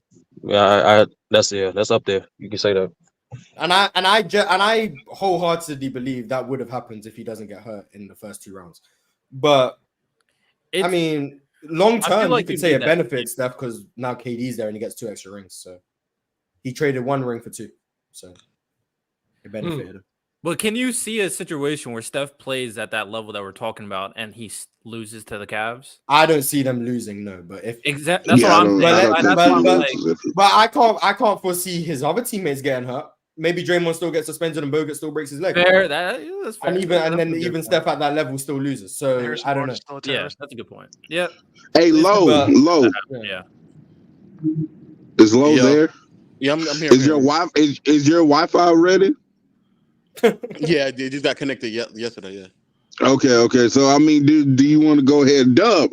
I know Dub. Are you done being distracted by your game while you have to host the show with thousands of people watching? How much longer do we have? It's already 2 hours. We got 30 27 minutes. You have 27 minutes. I do want to talk got a about 3-hour this show. one. No, we don't do that anymore. We're not qualified. No, we just did it for today. Y'all pissed me off with this boxing shit. Oh yeah, this is a 3-hour show. Get out your feelings, Dub. Yeah, this is only 3 hours. You know what it was? The panel was attached to it. You know what it was? Real talk. The tab I was gonna use to look up the list, I was like, oh, look at this boxing slang. I had to look up because these guys were being annoying. I said, fucking people, bro. Fuck. Yeah, my Wi-Fi straight is on. I'm about to finish my setup. I'm about to make the backdrop and all that stuff. But what Dub is trying to expose We're with gonna have a something. Kobe backdrop for no reason, guaranteed. No, it's gonna be. Yeah, it's gonna be. Okay, all right. You're gonna have Kobe there just so we can hate on Kobe and be like, oh well, look at the jersey in the Exactly. Oh man, you're a comedian. Oh man. That's just for show, bro. That's crazy. You don't really love Kobe like that. No. So we're gonna show this list. I am. We're not gonna read Superchats first. No? Okay. Yeah, you can read some. Read some. Yeah. Go ahead. C Sampion or Casampion, whatever. The Knicks walk down those bums from Cleveland and will do so again. Jalen Brunson will outplay Donovan Mitchell for the 3rd time in a row. Shout out Creamtown. There we go. Creamtown is crazy. Y8MS said Dookie got all that bread but can't afford a camera. Tough. Damn, that's crazy. Drink more water. Asked for the best fit for Buddy Hill. Dallas, Philadelphia, or Milwaukee. Dallas. Go Dallas. Maybe Philly. Of course, you say that, you Luka fan. I think Philly. Hey man. Philly or Milwaukee is fine with me. Philly, Milwaukee, yeah, one of those two. Reggie Reg said this new friendly ticket. So that's what he was talking about with the corporate ticket. Almighty Lambo said Nuggets got that game off the Spurs because AI dropped 30. Yeah, that was ticket talking about the 07 Nuggets not getting swept by the Spurs. King James said JT is the most privileged player of his generation. Interesting. That's one way to put it. Alan R said, Dub, I'm trying to cook you a Mortal Kombat. What's the word? Have you ducking the Alan R smoke? I want to get better, but I have a string of people that I need to face in that game. But I'm trying to get better first before. So we'll get there. Devin said, if someone described Cowboy Bob, I wouldn't believe them. That's Dub, who's your main? I'm you gotta have a main at this point. I'm testing everyone. No, I'm testing everybody out right now. I'm literally just fluctuating, learning each fighter, understanding the combos, and is the game good? The game is fantastic. Love the game. I might invest. Actually, you know what? I'm bad at those type of games. I'm not gonna invest. Dub, just that means he's been ass with every character he's tried, so he has to keep choosing a new one. If you want somebody that's simple but good at the same time, try Liu Kang. No, my thing is I hate like just spamming one person, and I'm always that type of person where I hate choosing the best fighters, so I'm always just gonna. It's Sub-Zero. It's Sub-Zero. Yeah. Sub-Zero. I heard a lot about Johnny Cage. I used to use. I think they're all good. You just gotta use them right. No, I'm not gonna lie. This one of the few games where there's no bad character. It's more so what combination of characters you put together. Exactly. Facts. I wouldn't know. I was always trash at games like that. So. You're just trash, period, Mars. Facts. Wow. Said Dub a Sindel simp, outworld merchant. Yes. If you know, you know. If you know. Sindel's a baddie. Tricky Tay said Mars and Dub, out of 10 people up there, it's only 3 to 4 people talking about hoops. Everyone up there just to be there. Hey man, I'm never been up here to be here, man. Why not? That's fucked up. He also said Dub is like 5'1". Can't make no league at all. Do I really need to like, oh my god, like put out my doctor's shit? Just like I'm 5'6". I'm literally 5'6". There's no way you're 5'6". I am. Mars is like 5'8". You're 5'6". I'm taller than Dub, and I'm like 5'4". So that's you're not 5'4". You're not 5'4". You're not. I'm 5'4". like 5'4". I'm around. No, you're not. No, you're not. You're now Mars is chatting. Yes, he is. Ill Magic said Kyrie has better handles, AI has better speed, their scoring is both equal. Thank you for sending a super chat about the title. We spoke about it for 2 minutes. Angie Carr said, who right not can play pickup and not bust a guy? Hey yo. Hey yo. Hey yo. Yes. That's a crazy statement. Alan asked that Bob Cousy nice, but he not me and Mars for real. Facts. That's a fact. That's a fact. That's a fact. Is he nice? He's a better passer. Andrew Carr said your peak's probably that's Weenie Hut Jr. level. Crazy. Jaime said, "When Elgin posters dub, nuts in his face." Damn, they not messing with Dub today. It's because he's like 5'1", saying he's grabbing 15 boards a game. The funny thing is, I don't know. You're not grabbing 15 rebounds. 15 rebounds a game was crazy. Yeah, that was crazy. Andrew Carr said, y'all don't know what down on the LG. y'all don't know what I was doing, bro. Elgin Baylor was averaging like 18, and he's like 6'8". I'm sorry, you're not doing 15. I'm sorry, bro. You have a better motor than Elgin Baylor? Elgin Baylor was in my prime. He really let rebounds over Bama move. No, you're not. No, you do not have a better motor. Y'all don't know. Y'all don't know. My thing is, like, I can't. I'm not gonna argue with you guys about. Y'all don't know. He's this a shit. foot and a half taller than you. Y'all don't know. You can have all the motor you want. You're a foot and a half shorter. The height difference is really that important. You just said yesterday when talking about skill and rebounding, there's only so much you can do. It's just about being more athletic. These 60s motherfuckers. I'm sorry. Well, I'm not gonna say Elgin Baylor. He could get more boards than me. That's fine. We know he is. I know. Listen, there's no way you're coming close to Elgin Baylor numbers. I'll give you 5 rebounds. I'll force them to get over the back every single time. I promise you. They don't even have to do that. They could just reach above you, Dub. Like no, I promise you, bitch. Oh my no. Yeah, Dub's a troll. But the last super chat is: did these mofos really say Ali will beat Tyson Fury, the greatest heavyweight ever? What are they on about? Talk about Interesting. But yeah, you can go ahead and cook Lona for the last 20 minutes. So we was talking about this list yesterday. I'm not gonna lie. Here we go. Giannis Antetokounmpo. This was back in 2021, right? After the infamous KD run that he had, that low continuous attacks. But after this, I don't tax this run. he was playing one-on-one with these guys, man. He was. Okay, there we go. That's taxing. Giannis Antetokounmpo, number 1, Kevin Durant, number 2, Kawhi Leonard, number 3, Stephen Curry, number 4, Jokic, number 5, Luka, number 6, Luka, number 6, Embiid, number 7, Harden, 8, LeBron, 9, Dame, fucking 10, Paul George, Kyrie, Tatum, Donovan Mitchell. Real talk. Do you want to go? Because I want wait, before y'all go. I want it to be known for people who think that I'm just recent Jokic merchant. In 2021, I had Jokic top 5, but it is what it is, dog. Not having Jokic top 3 in 2021 is just cap, but it's fine. Cap. Then Kawhi Leonard. See, Mars, what's the one argument he uses all the time to discount KD? It's about 2 things you do at a high level. Right? Kawhi Leonard being a great defender and a great scorer in that time. I guess playmaking was pretty good too because of the scoring gravity. I don't understand how KD's above Kawhi. I don't understand the 2021 run that Curry had that Lowe loves to suck up, how he's not better than KD at that time. That's what I want to know. I want to know how KD was better than Steph. That's what I want to know. It don't make sense, man. I just need some explaining to do, bro. Because I hear all the time about how KD was just going against single coverage against the Bucks, man. That's enough to put him at number 2. So I just want to know how he's better than Steph and how he's better. It's recency bias. You know what it is? No, what it is was, I promise you, it's just Lowe is a victim of recency bias. He needs the evidence. He needs to see these things. He don't have the vision to be like, oh yeah, this guy's struggling here because of this, or this guy's playing well because of this. He only does that for KD, but nobody else. He just don't give a damn about, man. I'm gonna just wait for Lowe to explain why Steph is. I'm waiting for them to continue to chat. And LeBron at 9 is still crazy to me. I thought Real Talk was gonna go, but I just want to hear them. Yeah, what's Real Talk doing? He wanted to listen. He's not saying nothing. Like, Real Talk, are you gonna say something or what?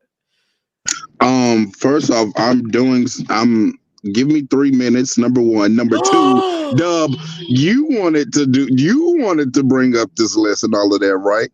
I brought it up yesterday. Cook. I'm doing it right now. It sounds like it sounds to me like you guys are scared to go at Low one-on-one, so you guys are asking for back. Oh no. It's fine. I said no, Mars. Dub and Mars, mute up. No, Dub and Mars, mute up. No, stop. No, let's get it now. Let's get it now. Let's not acting. Mars, let's not act. I'm ordering food, but that's okay. That's cool. Hey, Legend of Winning. Hold on, let me go. I'm about to pay for my food. Nah, you good. But Morris, I hate that you did that because I literally went through this whole entire spiel for Low to introduce this, but saying that I'm Duncan is weird as hell. I'm not gonna lie. I just wanted Real Talk to get some love, man. I know he wanted to cook this shit too. Respect my instigation, please. Yeah, bad instigator, man.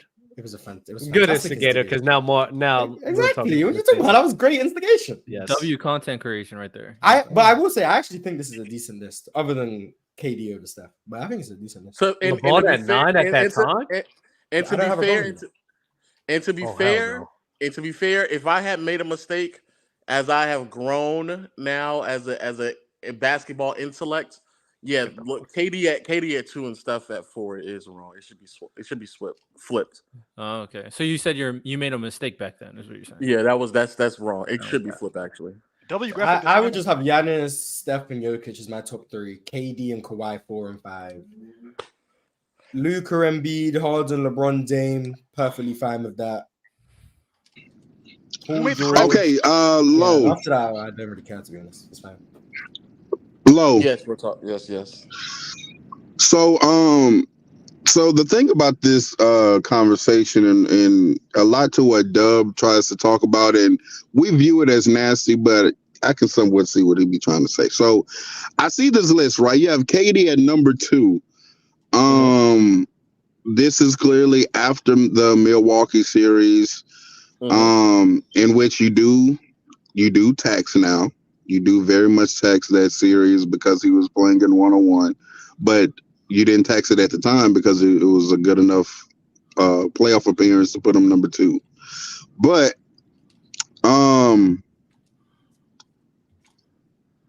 my thing is the shot variance, right? So we understand that the kind of shots that KD takes now, he's not as athletic as he used to be. So do you take into account shot variance when you're ranking players? Like, because a player has a down shooting series, does that then move him down in the ranks, or a down shooting year? If it becomes repetitive, yeah.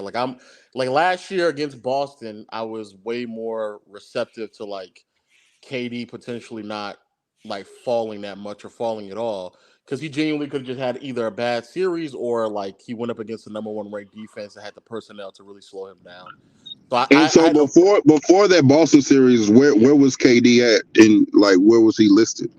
I don't know. I mean, he was top 5. I think the argument that I've consistently had was either KD top 5 or not top 5, and I would have probably confidently claimed that KD was top 5, and I would still have been receptive to him just having a bad series and or him just going up against like one of the best defensive units in the league. So we can't be like overly critical of him in that year. However, when you then go again, another season where you're missing a large portion of games, and you going against a Nuggets series, where as good as Aaron Gordon is as a defender, I don't think that Aaron Gordon, Christian Brown, and company is the same level of defenders as JT, JB, and the rest of the Celtics.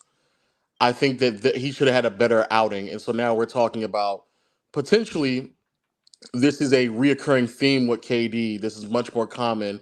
I can even date it back to OKC. So like these are things that have made these things may just be who KD is rather than one occurrence that happened every so often. This might just be the reality of who Durant actually was as a player. Gotcha. Another point I wanted to talk about on this list is, how is LeBron this low on the list? Like, I think LeBron, he was just coming off a 2020 run. They won the chip. He was fantastic in the finals. He started the season off great, MVP candidate, gets hurt, clearly played hurt through that first round in the series against the Suns, loses AD, and so he drops to number 9.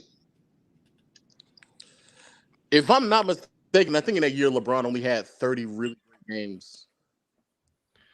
Woj just said that the Dame trades are starting to intensify. I think if I'm not mistaken, in 2021, LeBron really only had like 30 really great games. He then got hurt, missed the last 20 to 25 games. The first like 10 games, if I'm not mistaken, from him in the regular season were pretty subpar. If I'm not mistaken, LeBron just had a really great 30-game stretch. Then when he tried to come back, he didn't look like the same player either. Towards the tail end of the regular season, and then in the postseason, he didn't look that good either. So it's like, am I going to put him that high off of a 30-game stretch? I mean, I could have. If you want to put LeBron where Embiid and Luka are at, fine. I just don't think LeBron that year had a top. How long was James Harden going crazy in Brooklyn? He only played 44 I also games. see no Anthony Davis on this list, like whatsoever. Yeah. Like James Harden did not. AD, this one, if I'm not mistaken, AD was not. He was just. I kind of remember AD offensively in 2021, and it was. I mean, he was mid. Yeah, I was about to say it wasn't really moving. It wasn't moving me. But he was better than Paul George. Still a better player than Paul George. I think, from what I know, I think Lowe does it like a power ranking, like who's the best at that time. Yes. Like These are like which is why I don't have as much of a problem, even though Anthony Davis never left my top 10 at any point. But I get it.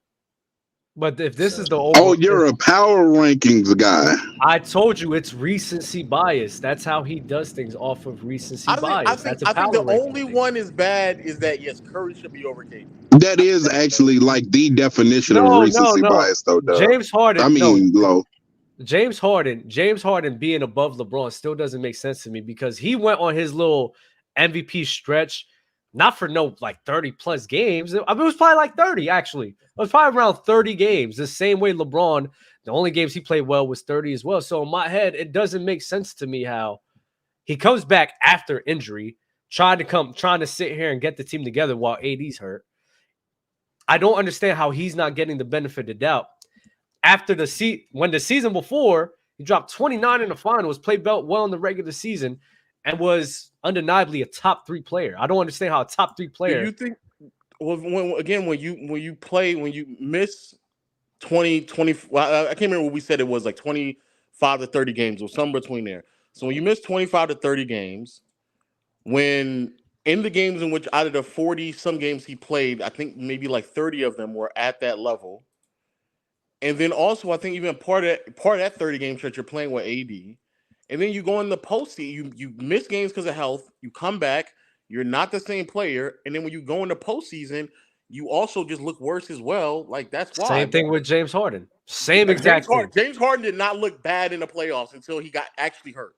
But in the first round, he did not look bad. LeBron literally and Harden in the first round he was cooking Boston. I don't know. He was. Stop. Harden also, in my opinion, was in a much worse situation because KD was in and out of the lineup. Kyrie was also in and out of the lineup. The supporting cast really had no identity to who they were. Harden was he was by far, and I do mean by far. Can somebody look up how many games Kyrie missed once James Harden was on the team? Also, I want to point out that I need LeBron to James see only that. played 45 games that season. But that's out of 72 game season. But Harden, I think so it's like Stephen Curry's top 3 without that. To be fair to Dub, 37 games? Harden missed a lot of games. To be fair to Dub, Harden missed a lot of games. KD missed a lot of games. I think Kawhi and Curry also missed games as well that year. Curry missed 9 games. And LeBron didn't start looking bad until AD went out. And even then, I think the game which AD went out, he still had he was 25. Had like 25 and like 12 rebounds. Or something. I vividly, and now I might get hate for this, but I vividly remember Harden being a better offensive player than LeBron that year. He was cooking.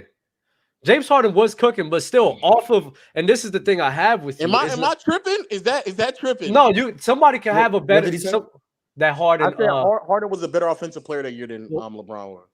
Oh no, that's perfectly fine. People wanted to put James Harden in the MVP conversation that year. I'm gonna say Harden was another. People were saying Harden was the best player in the Brooklyn Nets. Yeah, exactly. I was about to say it as well. But the thing that doesn't make sense, and the reason why your rankings just keep fluctuating, I know who LeBron James is. Even in that postseason that he played, it's not like there was times where I'm not gonna lie, LeBron just didn't just in my head. I'm analyzing it. Bro gave up right after AD got hurt. He was just chilling. So what? Let me finish my point. Wait, your defense for LeBron is that he gave up. That's not my. That's not. I'm getting more into it, but y'all keep interrupting me. Okay, there we go. Thank you. But even with him having that, LeBron James still didn't play on this like crazy terrible level with AD being there, and even without, because in Game 5 the game wasn't that bad. They just got blown the fuck out. So even the postseason off of one series they faced the Phoenix Suns, it's not like he fell off a cliff. He was still pretty good, not crazy, not like he fell off the face of earth. In the regular season, he was great up until he got hurt. In 2020, the man was playing at a great level, top 3 player, bare minimum for me. I'm not even gonna hold you. I think he was probably has an argument to even be the best player in 2020, right? It does. Oh, 2020. Okay. Yeah. So it doesn't make sense to me when we can see you go from the best player in the world to number 9. Yes, it doesn't make sense to me that a guy getting hurt in the middle of the fucking season, then his co-star next to him gets hurt in the postseason as well. So we can sit here and understand why there's a bit of a drop-off. How he goes from debatably the best player in the fucking world all the way 9 under James Harden. That doesn't make sense to me. Because he got hurt, Dub. I don't know what to tell you. That doesn't make sense to me. Oh, well, that's fine. That's fine. I don't. When I rank players on a year-to-year basis, it's not a legacy or a ranking. I don't care what you did the year before, the year after. So it is a power ranking. Yes, it's a power ranking. There's not necessarily anything wrong with like doing a season by season rankings. I'm about to say, I think somebody Chilltown actually says one of these things I actually agree with. Somebody can have a better season and still not be the better player. Okay, and you can still take that into what you're looking at right now. Yeah. So overall, in that season, LeBron is still the better player than James Harden. LeBron's still better than Jokic at that time. And also, let me be clear. The fact that like you think that I'm about to sit here and argue between number 8 and 9, like if you want to sit here and say that he's better, that's fine. No, he should be all the way up to 10. He should be all the way up to 5, the bare minimum for me. He should be above Jokic because that was probably the first year. Oh well, that Jokic was performing as a peak Jokic. Down, buddy. Yeah, we're definitely going to disagree. That was the first. That was the first year where you even can attest to this that you would consider Jokic in his peak. So it doesn't make sense to me that I don't really care. I don't care, and that's the difference. I don't care. Yeah, I had Giannis in my top 5 in 2019. So. I remember vividly people had LeBron James in their top 5. Yeah, vividly. I'm not people, Dub. Most people are stupid. I'm not people. I see the chat. I see the chat being dumb right now. Yo, what's good, bro? I'm about to leave. I'll be right there. Did he just talk to himself? No, he's on the phone. No, I don't think people are stupid for saying, "Oh yeah, I'm not putting LeBron James over Jokic." I don't think that's stupid. At that point in time, Jokic only had one season performing at this level. I don't care.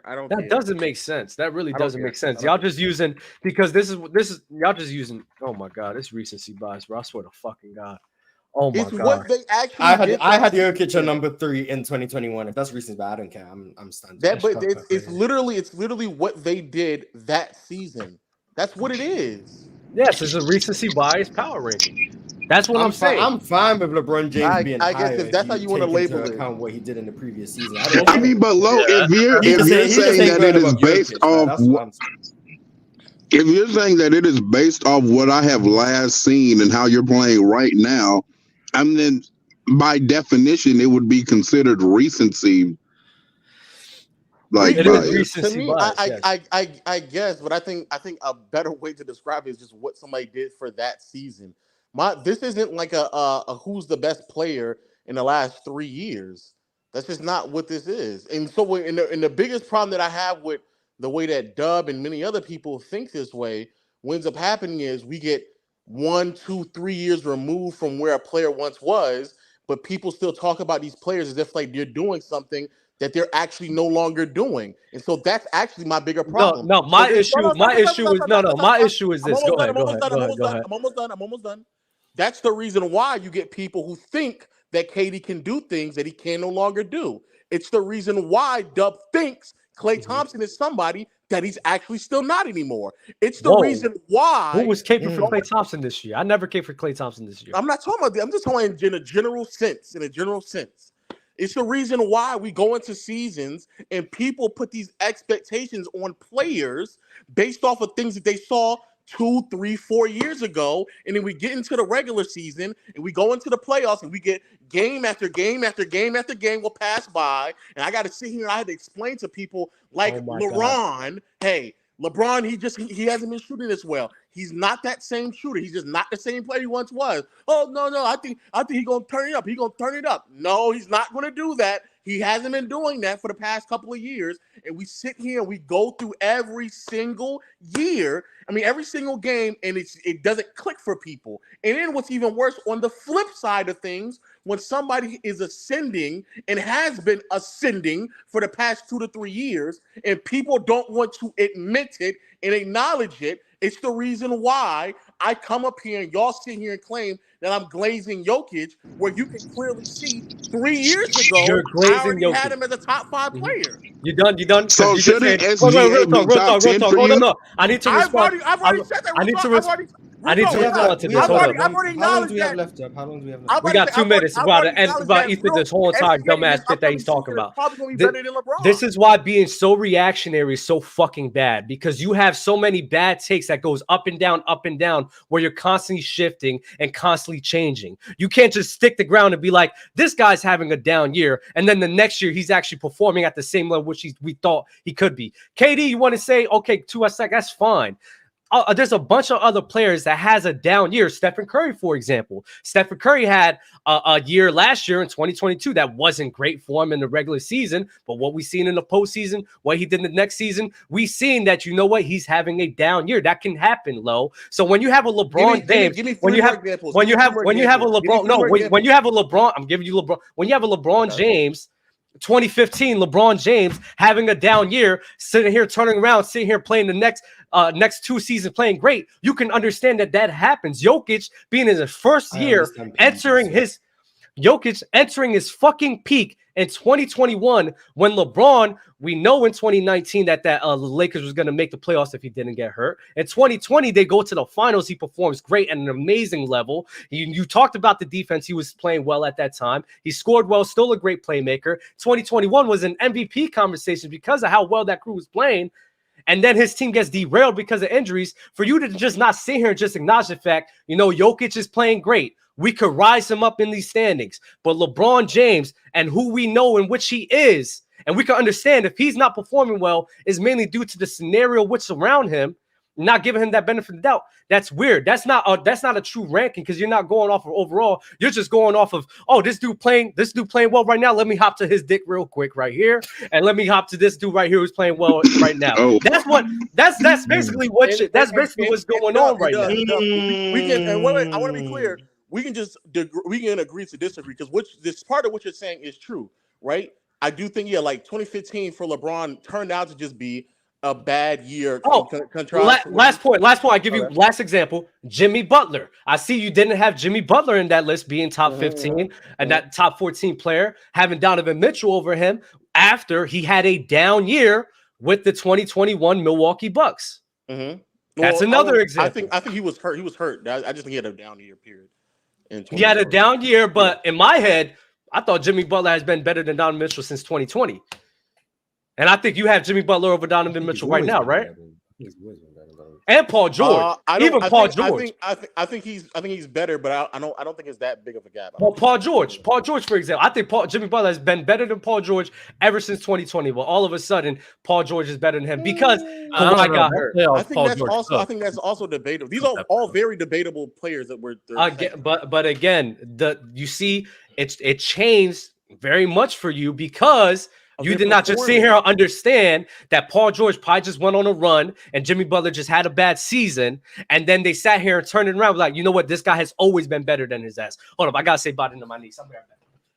Well, we have to end the show. So when what Dub is saying, what he's saying is partially correct. Yes, players can have bad seasons, and there are some examples. However, what's much more likely that's happening, especially when we're talking about older players, is that they're just on the decline. They're not the same player that there once was before. So instead of it's me being on somebody's dick or me downplaying somebody, I'm probably much more often giving an accurate depiction of what's happening, which is why now, and I wonder where Dub has LeBron now, instead of Dub waiting for another year, 2 or 3 from LeBron to decline, it seems as if like I was on the right path and a much more accurate depiction of who LeBron has been as a player for the past 2 to 3 years now. I don't know what you also said. because of he basically just age. cooked you through the hard way, and now we can go home. Oh wow! I'll But listen back to it and then I'll respond it differently. Oh wow! One last thing I would say though is that low. I think you should like that is a correct theory, but like I could say like Kobe in 2013 was better than Kobe in 2012, and that was what 33, 34. I do think regardless of age, especially if a player has a history of playing at an excellent level, they could definitely have a bad year regardless of age and come back and be better next year. You would have to wait and see. I think some people get more leeway than others in these conversations, in my opinion. Yeah, for sure. I think that's what's being said. But we gotta go now, right? Yeah, we gotta go now. Appreciate you guys. Like the video, subscribe. I'm gonna listen back to what Lo said and then responded later. Probably next my episode. God, geez. My bad. I gotta end the show. My bad. But y'all be easy. Subscribe. Peace.